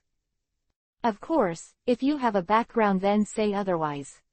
Like Kid, who not only broke into Charlotte Linlin's territory, but also seized several islands. But Kid is different, who made him a big background. Charlotte Linlin could only endure silently due to the double pressure of Whitebeard and Andre. Fortunately, Andre didn't bully Charlotte Linlin too badly. Later, the public sea area was expanded and the territory of the 4 emperors was reduced, which made Charlotte Linlin reluctantly balance. And this time the Straw Hats trespassed and encountered the same problem. Luffy's father Dragon is indeed the leader of the Revolutionary Army, and his grandfather is the marine hero Garp. These are the lice on the bald head, obviously, but Charlotte Linlin doesn't care whether he is the marine hero of his slaughter, or the Revolutionary Army leader of Exabe. Garp is old now, and he has no real power in the marine headquarters and is not a threat at all. The same is true of Dragon. He is still fighting with the government forces in South Blue, and even if it is the loss of his son, he can only endure it first. Charlotte Linlin doesn't believe that Dragon can still fly to Cake Island to seek personal revenge. Granted, Garp and Dragon's background is not at all good, but Luffy has other connections. Example, Luffy and the red-haired Shanks are friends, and there is a constant bond between the two. Besides, the relationship between Luffy and Ace is the most troublesome thing for Charlotte Linlin. Sometimes, Charlotte Linlin can't figure out which one is more pro. Why does the Whitebeard guy care so much about his fucking sons? Charlotte Linlin once killed her own son, and more than one. Of course, if a hostile force killed her son, she would also avenge her son, but she would definitely do what she could. If the enemy is a strong enemy, Charlotte Linlin would still choose to be forbearance. What's more, if you can't fight and fight, that's not bravery, it's self-defeating. But Whitebeard is different. He really protects his shortcomings to the extreme, and he was crazy enough to attack Maria Joy. Attack Maria Joy. Give Charlotte Linlin 100 courage, but she doesn't dare to do it. And she believes that Kaido, who has always been famous for his death, did not dare to go to Maria Joy to seek death. In short, Charlotte Linlin is the last one who wants to offend Whitebeard. Andre who specializes in doing bad things. Whitebeard doesn't want to do things, or he doesn't want to do things morally. This guy has it all. However, the strength of the two fathers and sons has reached the peak, and they are completely big and small kings in the New World. They can't go out and think the road is not wide enough to let them walk sideways. Charlotte Linlin's flagship singer. At this time, the atmosphere on the Singer was very depressing. Although the minions of the BIGMOM pirates were all standing on the deck, they seemed to be on the snowy peaks thousands of meters above sea level. The air was so thin that it was difficult to breathe. "Mom, Judge has escaped into the public waters. Shall we just let Cracker back?" At this time, the only person who dared to speak was Charlotte Parrosparrow, the eldest son of Charlotte Linlin, the Candy Minister.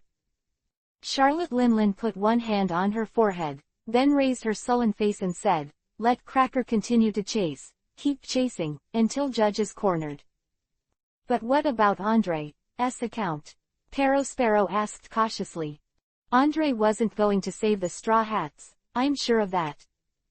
After a night of thinking, Charlotte Linlin has roughly guessed the meaning of Andre's words. If Andre really wants to save the Straw Hats, he can say it directly, or more directly, send Arc Proverbs to intervene. However, Andre didn't do that. He just gave Charlotte Linlin a problem. Faces to be preserved, so they absolutely have to pay, and Andre acquiesced. But Andre didn't say that between Ace and Luffy. The question now is how to save face without offending Whitebeard and Andre. Charlotte Linlin's fingers frequently tapped the armrest of the chair, and Vivi's eyes narrowed with impatience. Is there really such a way to get the best of both worlds? Parrosparrow thought to himself. He considered himself Charlotte Linlin's right-hand man, and a think tank, but he racked his brains and couldn't come up with a solution. Blue blue. Blue blue. Just as the singer fell into a dead silence, the sudden sound of the phone bug caught everyone's attention. Bree glanced at the color of the phone bug and told Charlotte Linlin, "Mom, it's Shanks." "Shanks? What's the matter with him coming to see me at this time?" Charlotte Linlin whispered in her heart, but she still answered the phone bug at the first time. "Mom, I'm Shanks. Is something wrong, Shanks? Give me a face, and that's it for Luffy." "What did you say?" "I have an agreement with Straw Hat Luffy, and I like this kid, so let's end this matter." As for the loss he caused you, I will pay you 10 times. The appearance of Shanks at this time made Charlotte Linlin's eyes light up, and she felt that she had stepped down. But Shanks is not Whitebeard, let alone Andre. Charlotte Linlin can't agree so easily.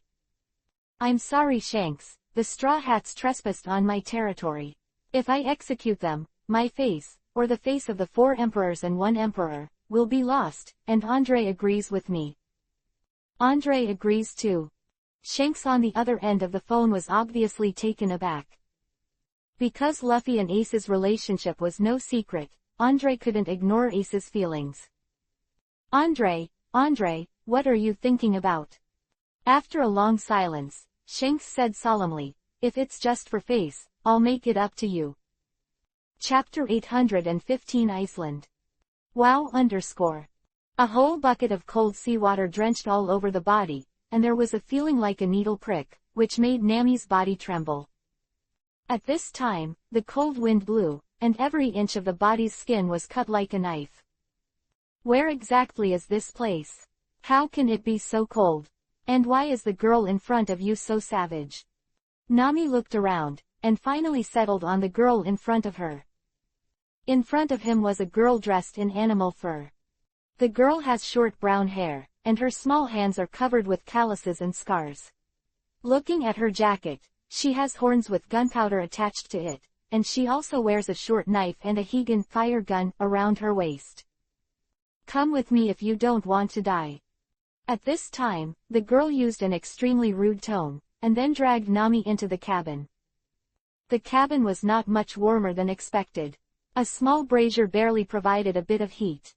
However, there were holes of different sizes everywhere in the cabin, and cold winds blew in from time to time. Are you from the Avengers? The Prada Alliance? Or the Devil's Alliance? Or do you belong to other alliances? But it doesn't seem to be the case. You are such a weak pirate, why do you dare to come to our site? Nami was stunned by what the girl said. In fact, she couldn't remember what happened yesterday. She only remembered that they took the Germa 66 battleship to pass through an island covered with ice, and in this strange sea area, the sky turned out to be fist-sized hail, then there was a sudden drop in temperature. What followed seemed to be shouting and killing, and the blurry pictures were scattered.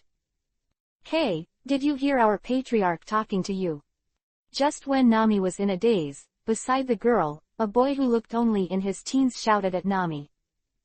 Nami came back to her senses and looked at the group of children sitting across from her, especially the girl called the matriarch. I'm sorry, can I ask a question? What do you want to ask? The girl's voice was cold and impatient at the same time. Where am I, and where are my companions? Your companion. We only found you. As for your companion, it was either frozen to death or became food for sea beasts, but the latter is more likely, because we didn't find your companion on those battleships.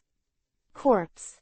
Impossible, my companions are all powerful, and we are on the ship of the Kingdom of Germa 66. Nami absolutely did not believe the news that Luffy and others were dead, not to mention the North Blue Fleet. You should be entering the territory of the Kimo tribe for the first time. The Kimo. The Kimo people have been protected by the goddess of ice and snow for generations.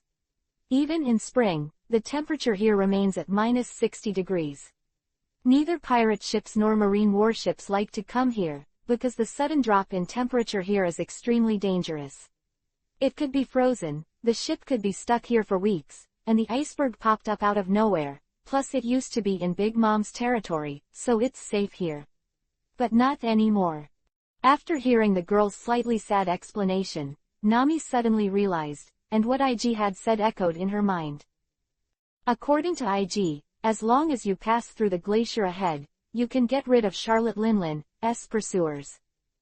Seeing that Nami didn't speak, the girl thought she accepted the fact of her companion's death, and continued, Don't worry, our Kimo people are different from your pirates. We won't kill innocent people indiscriminately. Wait for you, we'll send you out of here after you've recovered. ... Although it was spring, the air in the morning was still bone-chilling, and building a room with ice block did not provide much warmth. Fortunately, the little patriarch of the Kobo tribe provided Nami with a fur of an ice bear, so that she would not freeze to death. Dang underscore. Dang underscore. Nami, who was going to eat some frozen meat to satisfy her hunger, suddenly heard a bell outside the house. Said to be a bell, but in fact it is a simple alarm device made of a pot with a broken hole and hanging on a rope. Assemble, go to the fence. Kill these damn pirates, don't let them take the food. The girl called the matriarch, holding a short knife in one hand and a harpoon in the other, called out to her companions to fight. Nami looked at the girl in astonishment. Last night, she learned from the girl's mouth that she was only 15 years old and was the daughter of the previous patriarch. At this time, the girl put a set of chain mail on herself at a very fast speed.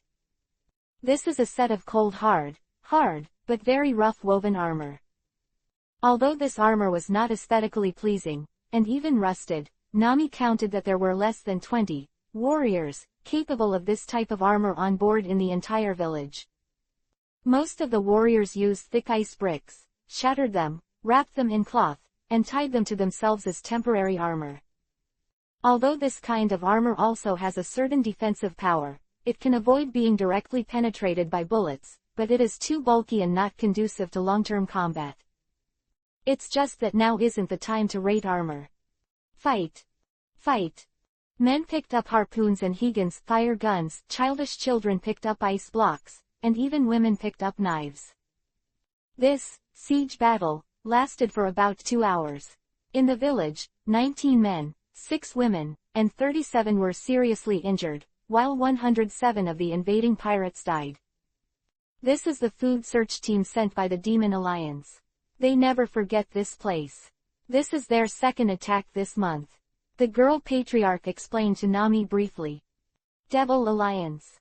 The villains Okafor and the Purple King Chris, both of them are crazy admirers of the tyrant Andre, believe in the power, there is no distinction between good and evil at all. Last month they invaded the village next door and killed all the old people in that village, took all the food. What a flock of beasts. Birds, beasts, why do you say that about them? Aren't you also a pirate? The girl patriarch looked at Nami with some incomprehension. Nami was about to speak, but her mouth choked again. Because the girl patriarch is right, isn't it natural for pirates to plunder food? And in this sea, it seems that they are the only, wonderful, pirates, who would rather be hungry than rob. After about 10 minutes, Nami said, then will they come again in the future? In the future, maybe it will come again tonight. The pirates are very despicable. The village adjacent to us was attacked by them at night because they were careless. All the men in the village were captured, the old man was hanged, and the food was eaten. Was robbed. Why hang the old man?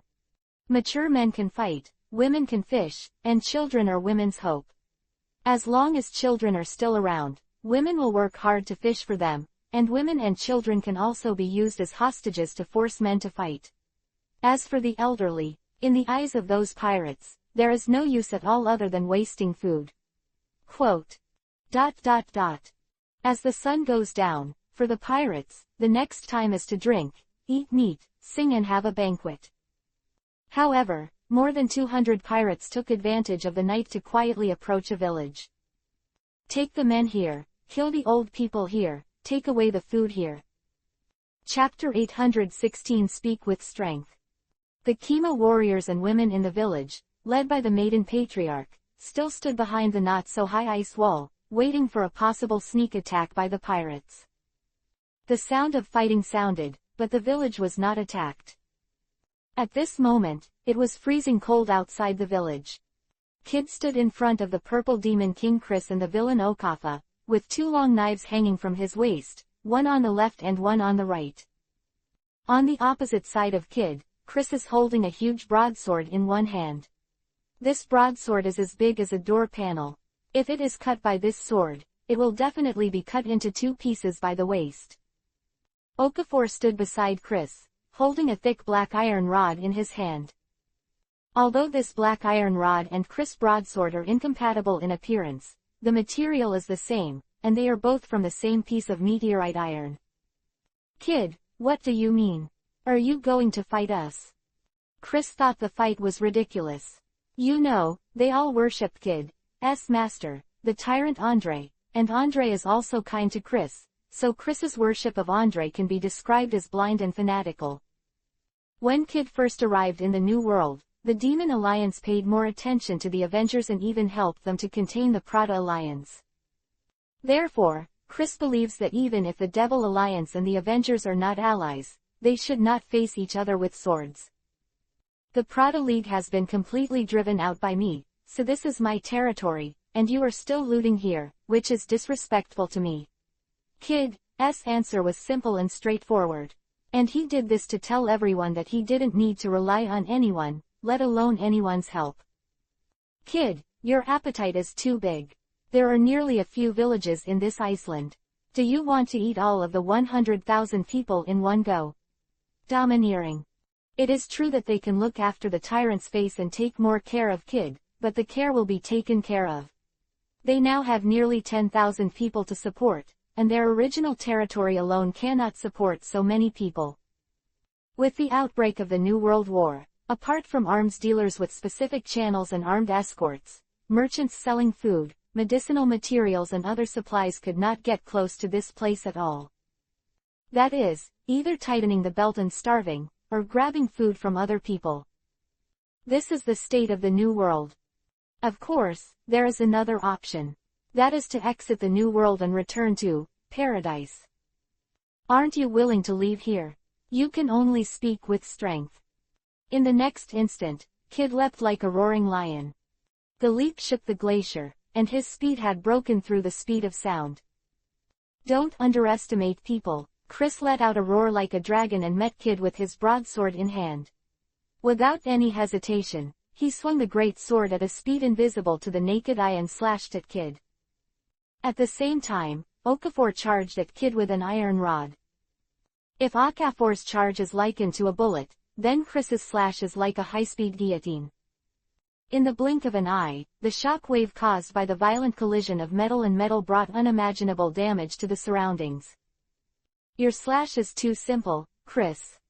Asshole, don't underestimate me. Sparks splashed out from the collision of the blades of the two sides. There was no sympathy or pity in their hearts, only the strong desire to obliterate the existence of the other party. In less than a minute, double knives, iron rods, broadswords. Their battles have intersected hundreds of times. Come on, let me see how strong you are.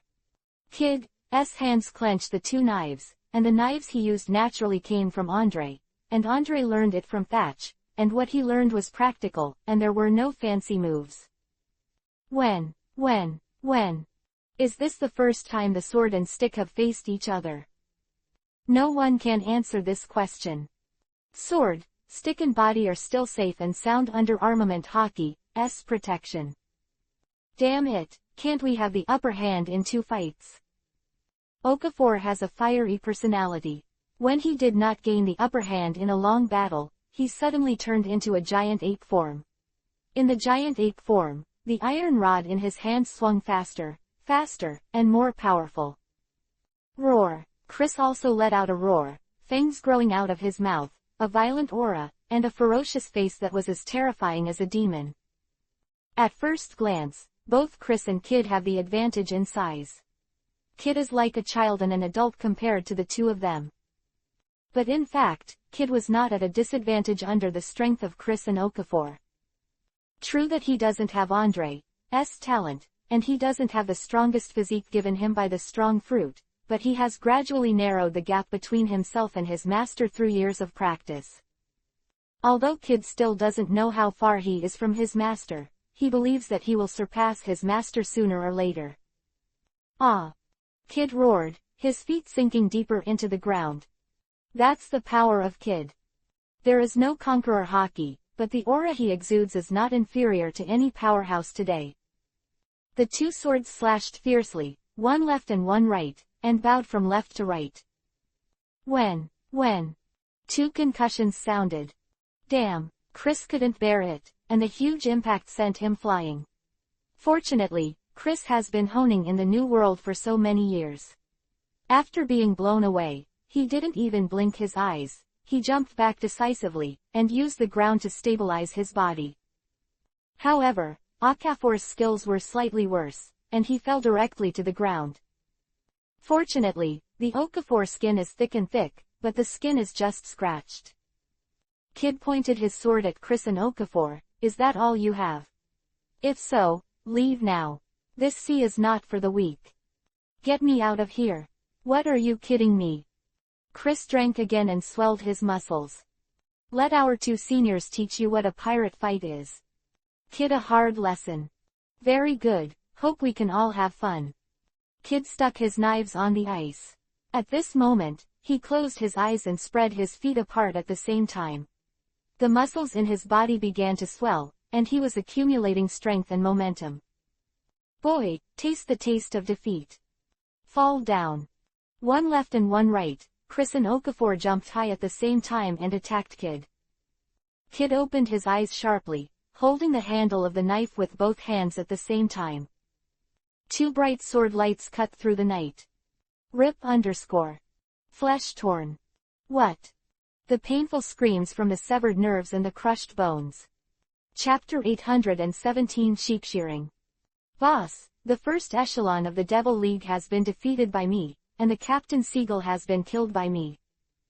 The big boss, the second echelon of the Devil League, was also defeated by me. Boss, the fourth echelon of the Demon Alliance has retreated. ... With both the Purple Devil Chris and the villain Okafor defeated, the Demon League demoralized and was soon defeated by the Avengers. After tonight's war, the Avengers will gain control of the whole of Iceland, plus their previously acquired islands of Tinos, Forest Pines, Coates, Behemoth, Berkner, Adigo. The Avengers have taken control of 7 islands. Of course, these 7 islands are only a temporary number, as the Demon Pirate Alliance was defeated and Chris and Okafor fled. As long as he wins and pursues, then Kid will be able to pocket the 4 islands under the control of the Devil Alliance, as well as a large sea area. Let me be the vanguard, and I will destroy the Demon Alliance.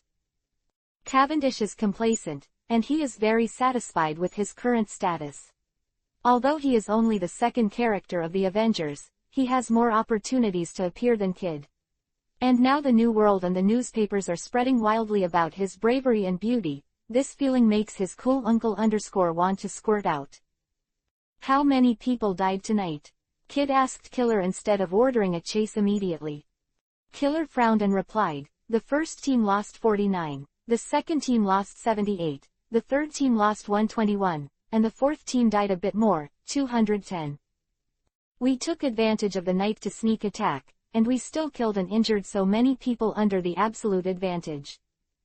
Kid is quite dissatisfied. Although the pirates will definitely die when the conflict breaks out, he has already won the absolute victory in the battle between the king and the king. However, the pirates under his command will still kill and injure so many people in this situation. Of course, the good ones are unusable, and the ugly ones are a mob. The Devil's Alliance has been established in the New World for many years, and there are more elite elites under its command, which is inevitable, and the minions we brought out from South Blue have also died in the past year, and new minions have been added. In terms of quality. Enough, don't talk, let's end tonight. But now is the weakest and most chaotic time for the Demon Alliance. If we pursue the victory. The master said that the trapped beast is still fighting, and the rabbit will be in a hurry, and it will bite you with blood. Kid doesn't plan to continue the war for 2 reasons. One is naturally what he said just now, that the beasts are still fighting, and the other is that he only has more than 5,000 people under his command, but he wants to occupy 7 islands. If he occupies 4 islands, the defensive power will be weakened, and it will easily become the target of other alliances' attacks. Therefore, Kid should follow the master's words, eat slowly, instead of, eat to get fat. That's why Kid just let Okafor and Chris leave.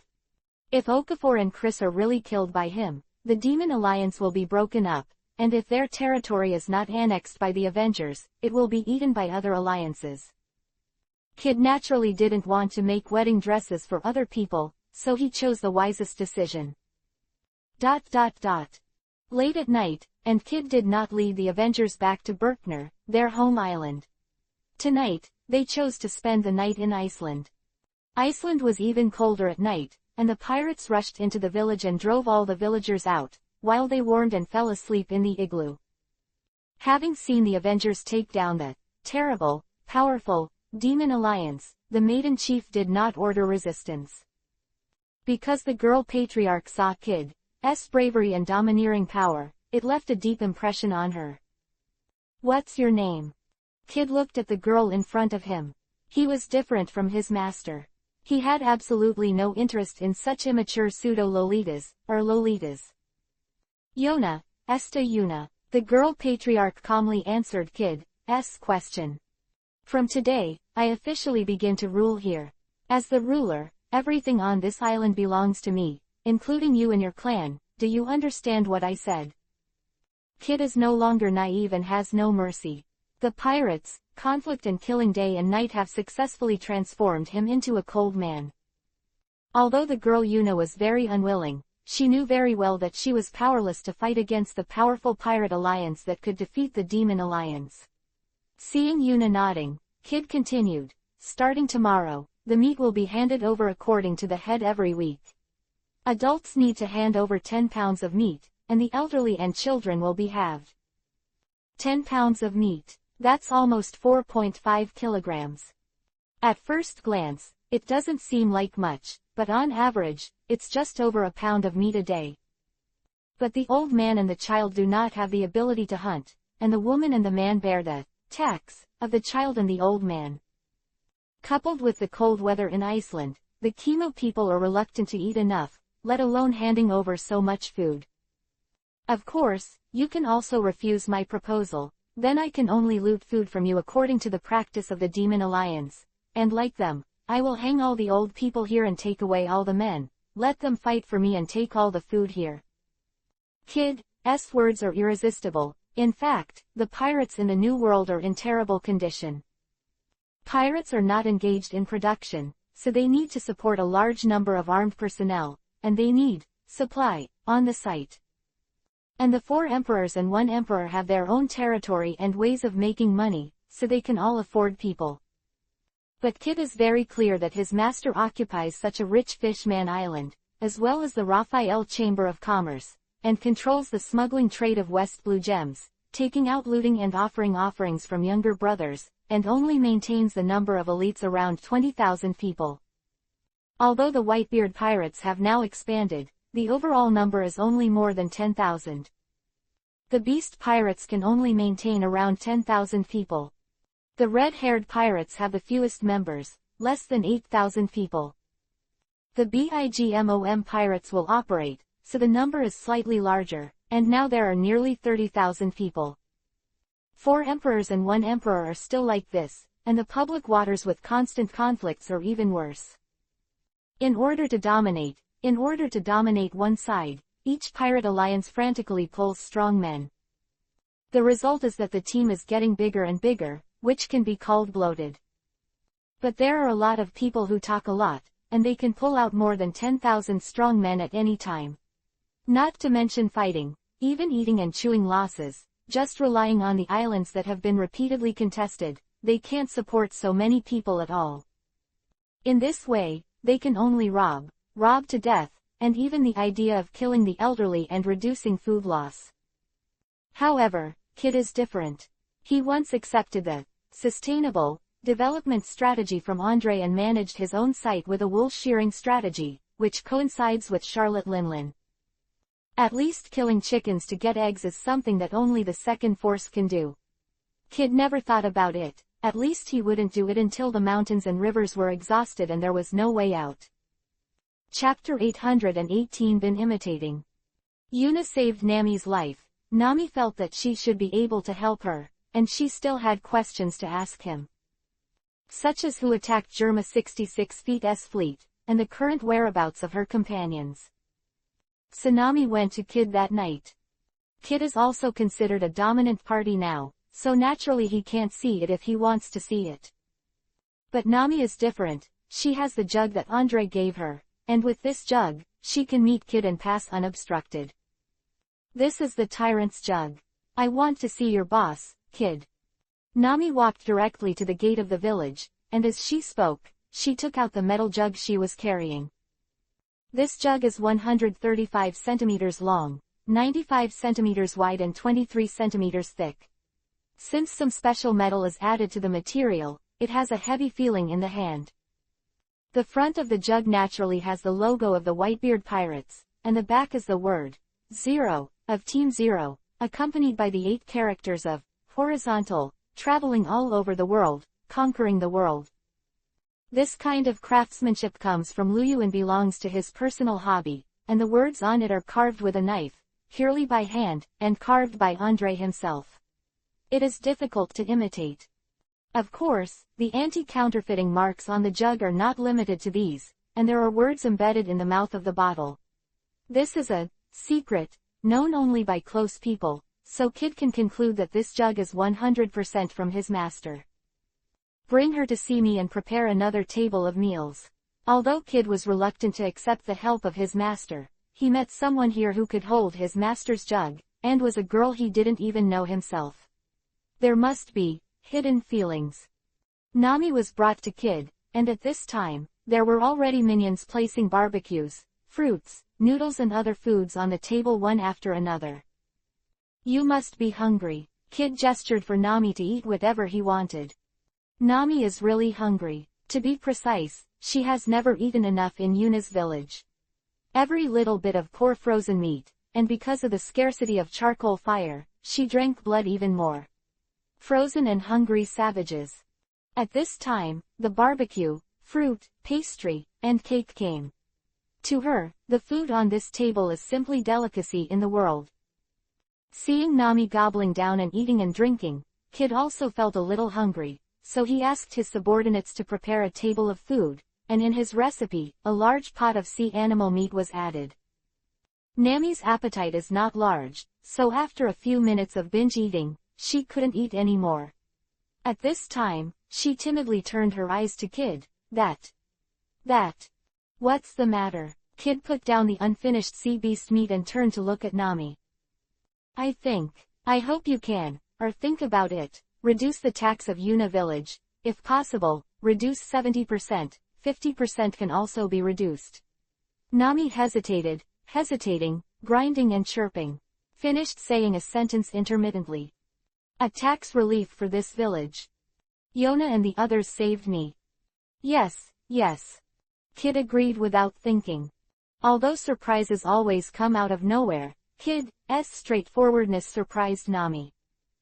Surprise after surprise, Nami still has to confirm it again.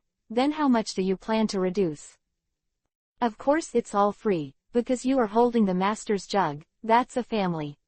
Since they are a family and they saved you, then the benefactors who are kind to the family can't repay their kindness with resentment.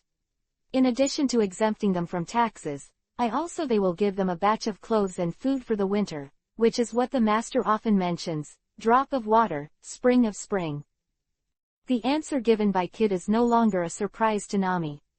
She didn't expect Kid to be so generous and talkative, so she decides to strike while the iron is hot and ask Kid her second request. Well, can I ask one more question? Of course, the master said to be patient with the family. Kid nodded. Dad, Andre asked me to guide the Straw Hat Pirates and help them get to Laugh Tale, but I lost contact with them. Do you know who attacked the Germa 66 fleet? The location of the attack is this glacier near Iceland. Quote.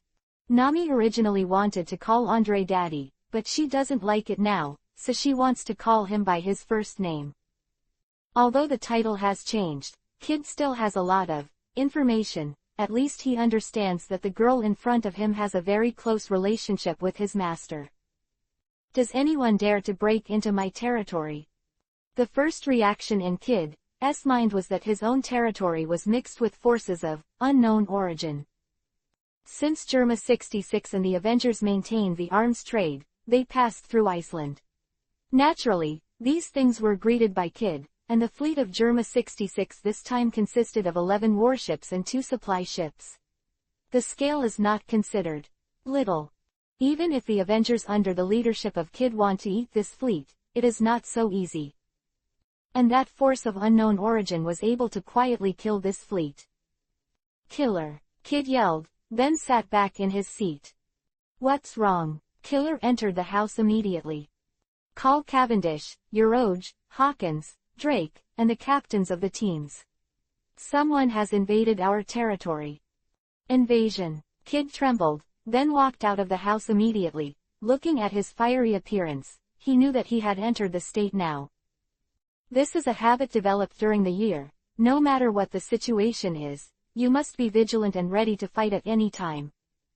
After a while, the vice captain of the Avengers, Cavendish, and the 3 affiliated regiments were in charge, and the 14 squad leaders quickly entered the house. After everyone was seated, Kid immediately stood up and punched directly on the table, causing the plates to rattle. Someone attacked Germa 66 Feet's fleet on our territory, and now I want you to find out their whereabouts. Come out, I'm going to kill those intruders, and kill all those who don't leave behind. Go now, but it's too cold now, and most of the minions are already asleep. Cavendish asked with a frown. I said to find out the clue now, immediately, do you understand? Kid walked up to Cavendish and glared at him. Cavendish was stunned by Kid's stare, and nodded. Okay, I know how to do it. Trigger now. I'm going to see who dares to run wild on my turf. Every word Kid said, every action fell on Nami's eyes, and she looked more and more like Andre. But rather than being like, it is more deliberately imitating. Kid is imitating Andre, including the domineering and majesty in front of his subordinates. Chapter 819 Marshall's Resolve.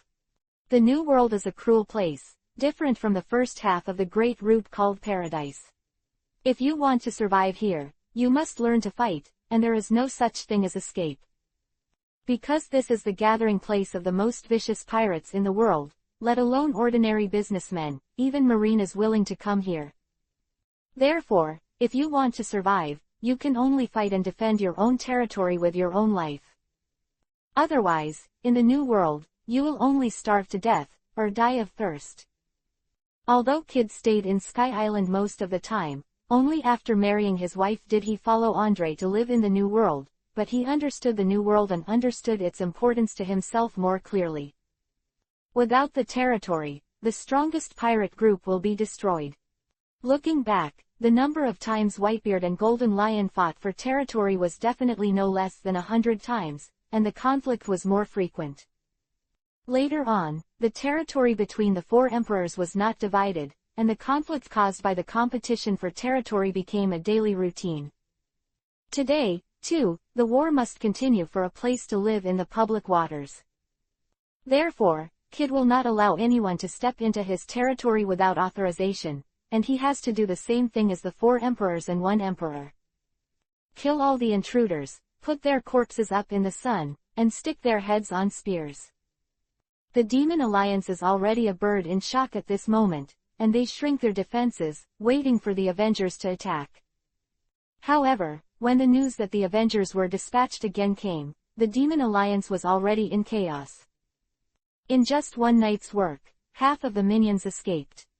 Although adversity sees the truth, it is the elites and backbones who stay behind, but the escape of the minions, for Okafor and Chris, who are seriously injured, is tantamount to worsening the situation. Fortunately, after dawn, the scouts sent out detected that the Avengers had no intention of attacking them, and the Demon Alliance breathed a sigh of relief, but they still did not relax their vigilance. Because the Avengers are not the only ones who covet the Devil's Alliance territory. Scratchman Apu, Kevin the Chimpanzee, Solo the Wandering Knight, Doomera the Patterned Pit Viper, the Challenger Pirate Alliance formed by these 4 people is naturally eyeing the site of the Devil Alliance. The Challenger Alliance now only occupies 2 small islands. The population of these 2 islands is scarce, and the fresh water cannot satisfy the entire alliance, let alone food. Therefore, in the eyes of the 4 of them, the 4 islands of the Devil Alliance can help them get rid of them. Starved state. What's more, the 2 heads of the Demon Alliance were seriously injured, so now these 4 islands are simply given to them for nothing. Fire! Fire! After 3 salvos, kill me on the island. The Challenger League minions are also starving, and the islands they occupy are too barren, so each of them is desperate for resource-rich islands. The chimpanzee Kevin is naturally a pioneer who does his part, and he charges forward every time he fights. These despicable cowards, I will smash all your heads. The loser does not lose the battle, even if his body is seriously injured. Okafor still raises the iron rod to meet the enemy. This is the backbone of the New World pirates. Even if they die, they will die in battle. Okafor met the enemy with an injury, which greatly boosted morale. Little ones, follow me and cut off their heads. Chris naturally swung his sword into the battle group, and the battle between the Demon Alliance and the Challenger Alliance was fully ignited. Yo, it seems that the pirates in this new world are really lively fighting. In the distant sea area, a fleet with a seagull flag was quietly approaching. At this time, the person who spoke was naturally Kizaru, and the person behind Kizaru was Smoker, and Tashigi, who was promoted by Smoker. Aren't we taking the opportunity to exterminate these pirates? Smoker asked suspiciously. He just awarded the rank of Rear Admiral to the headquarters today, and it was Kizaru who gave him the rank. Kizaru shrugged and said with a smile, our Marshal Akainu hasn't ordered a massive attack yet, understand? Understood. Smoker nodded, knowing that it was entirely thanks to Kuroba that he was able to participate in this operation.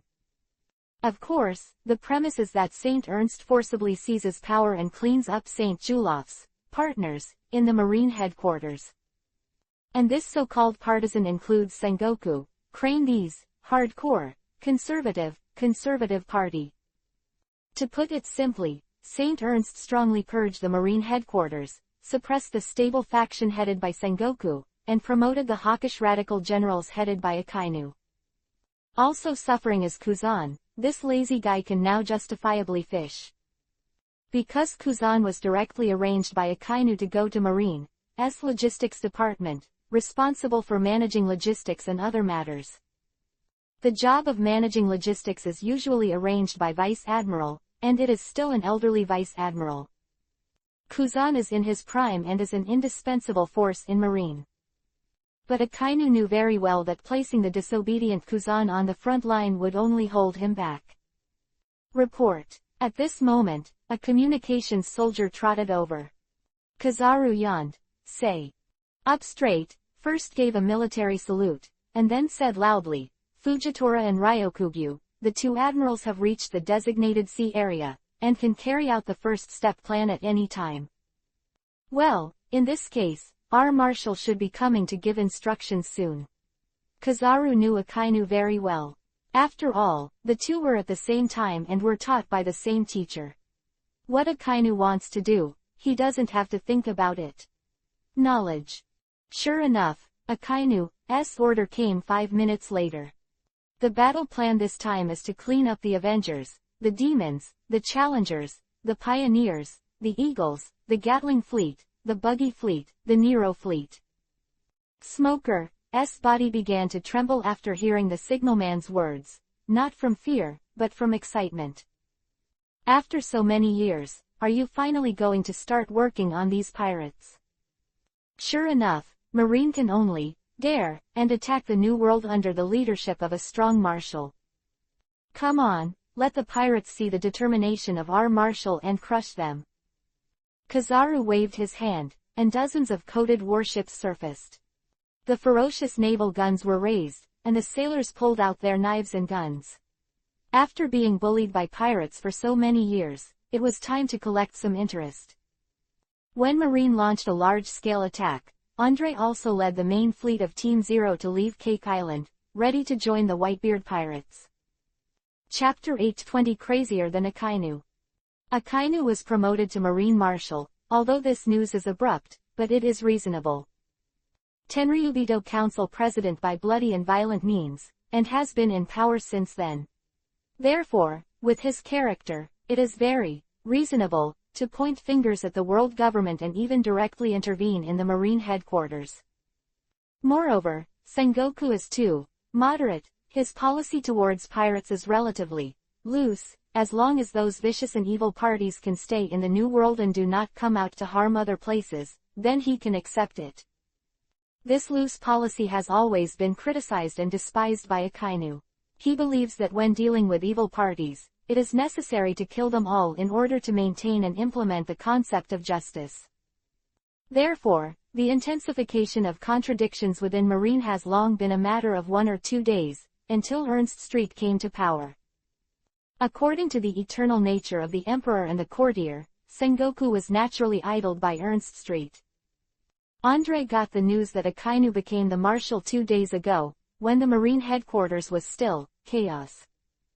After all, Marshal Sengoku was molested, Chief of Staff Crane was molested, Garp and Sora were both arranged to teach at the military academy. Even Kuzan, who was in his prime, was sent by Akainu to the logistics department to manage logistics. According to Sabo's analysis, Akainu should need a period of time to adjust the uneasy mood throughout the headquarters. At least they should win over and appease people. But Sabo underestimated Akainu's aggressive style. When Akainu came to power, he did 3 things. The first, get away all those who are contrary to his ideas, so that the rights of the headquarters are all under his control. The second, give those generals with fighting spirit and strength the opportunity to display their talents, that is, promotion. The third item, go to war. That's right, Akainu gave the order to start the war directly. It can be said that young people like Smoker, who have just been awarded medals on the warship, have not yet warmed up their epaulets, they have been ordered to go with the army. After the order was given, Andre was a little confused, so much so that he had to leave Cake Island in a hurry to join the Whitebeard pirates. For this, Saab has apologized to Andre many times over the phone. But Andre didn't mean to blame him. After all, Akainu's brain was suddenly convulsed. This efficiency simply broke the normal thinking of Marine's previous marshals. And this time Akainu's battle plan is Wolf Pack Raid and Big Sweep. The first step of the Wolves' raid has been successful, and he has successfully made the pirates have no time to react. The second step is to sweep away the large-scale pirate alliance and pirate fleet in the public waters before the pirates can react. Akainu was aggressive, and Charlotte Linlin, Shanks, and Kaido were also shocked. The intelligence system of the 3 of them was not as good as that of Andre, so when they learned that Marine attacked the New World, it was already the next morning. On the day Marine launched the raid, the New World pirates suffered an unprecedented blow for more than 20 years. By Marine, even small groups and small alliances were slaughtered. These small groups and small alliances are picking up leaks around the major alliances and large fleets, living a wandering life, and they want to get some supplies from the war zone to survive, never thinking that they will become the target of being hit. After a day of raids, Marine's attack was in full swing. Akainu boldly adopted radical young men as battleship commanders, young people who were suppressed and idled like Smoker. It turns out that his decision was correct. Young people are reckless, impulsive, and reckless in doing things. Although these are serious flaws, sometimes even fatal, on the battlefield, it is the young people who need such, brainless, to rush forward. On the same day, Smoker smashed more than 200 pirate heads with 10 hands, and his white marine cape was stained with blood and brains. As Smoker's bodyguard, Tashigi also slashed dozens of pirates. Marine's young people can be said to be proud of this battle, and at the same time they have accumulated a high level of courage and morale. In the public waters, the corpses floated all over the sea, attracting a large number of sea beasts to fight and bite, and it became a delicious meal for them. The next morning, Charlotte Linlin, Shanks, Kaido, Redfield, Burndy-Wald, Chinjao of the Cone and other big pirates all set off from their respective sites one after another, and they are going to find Whitebeard and Andre.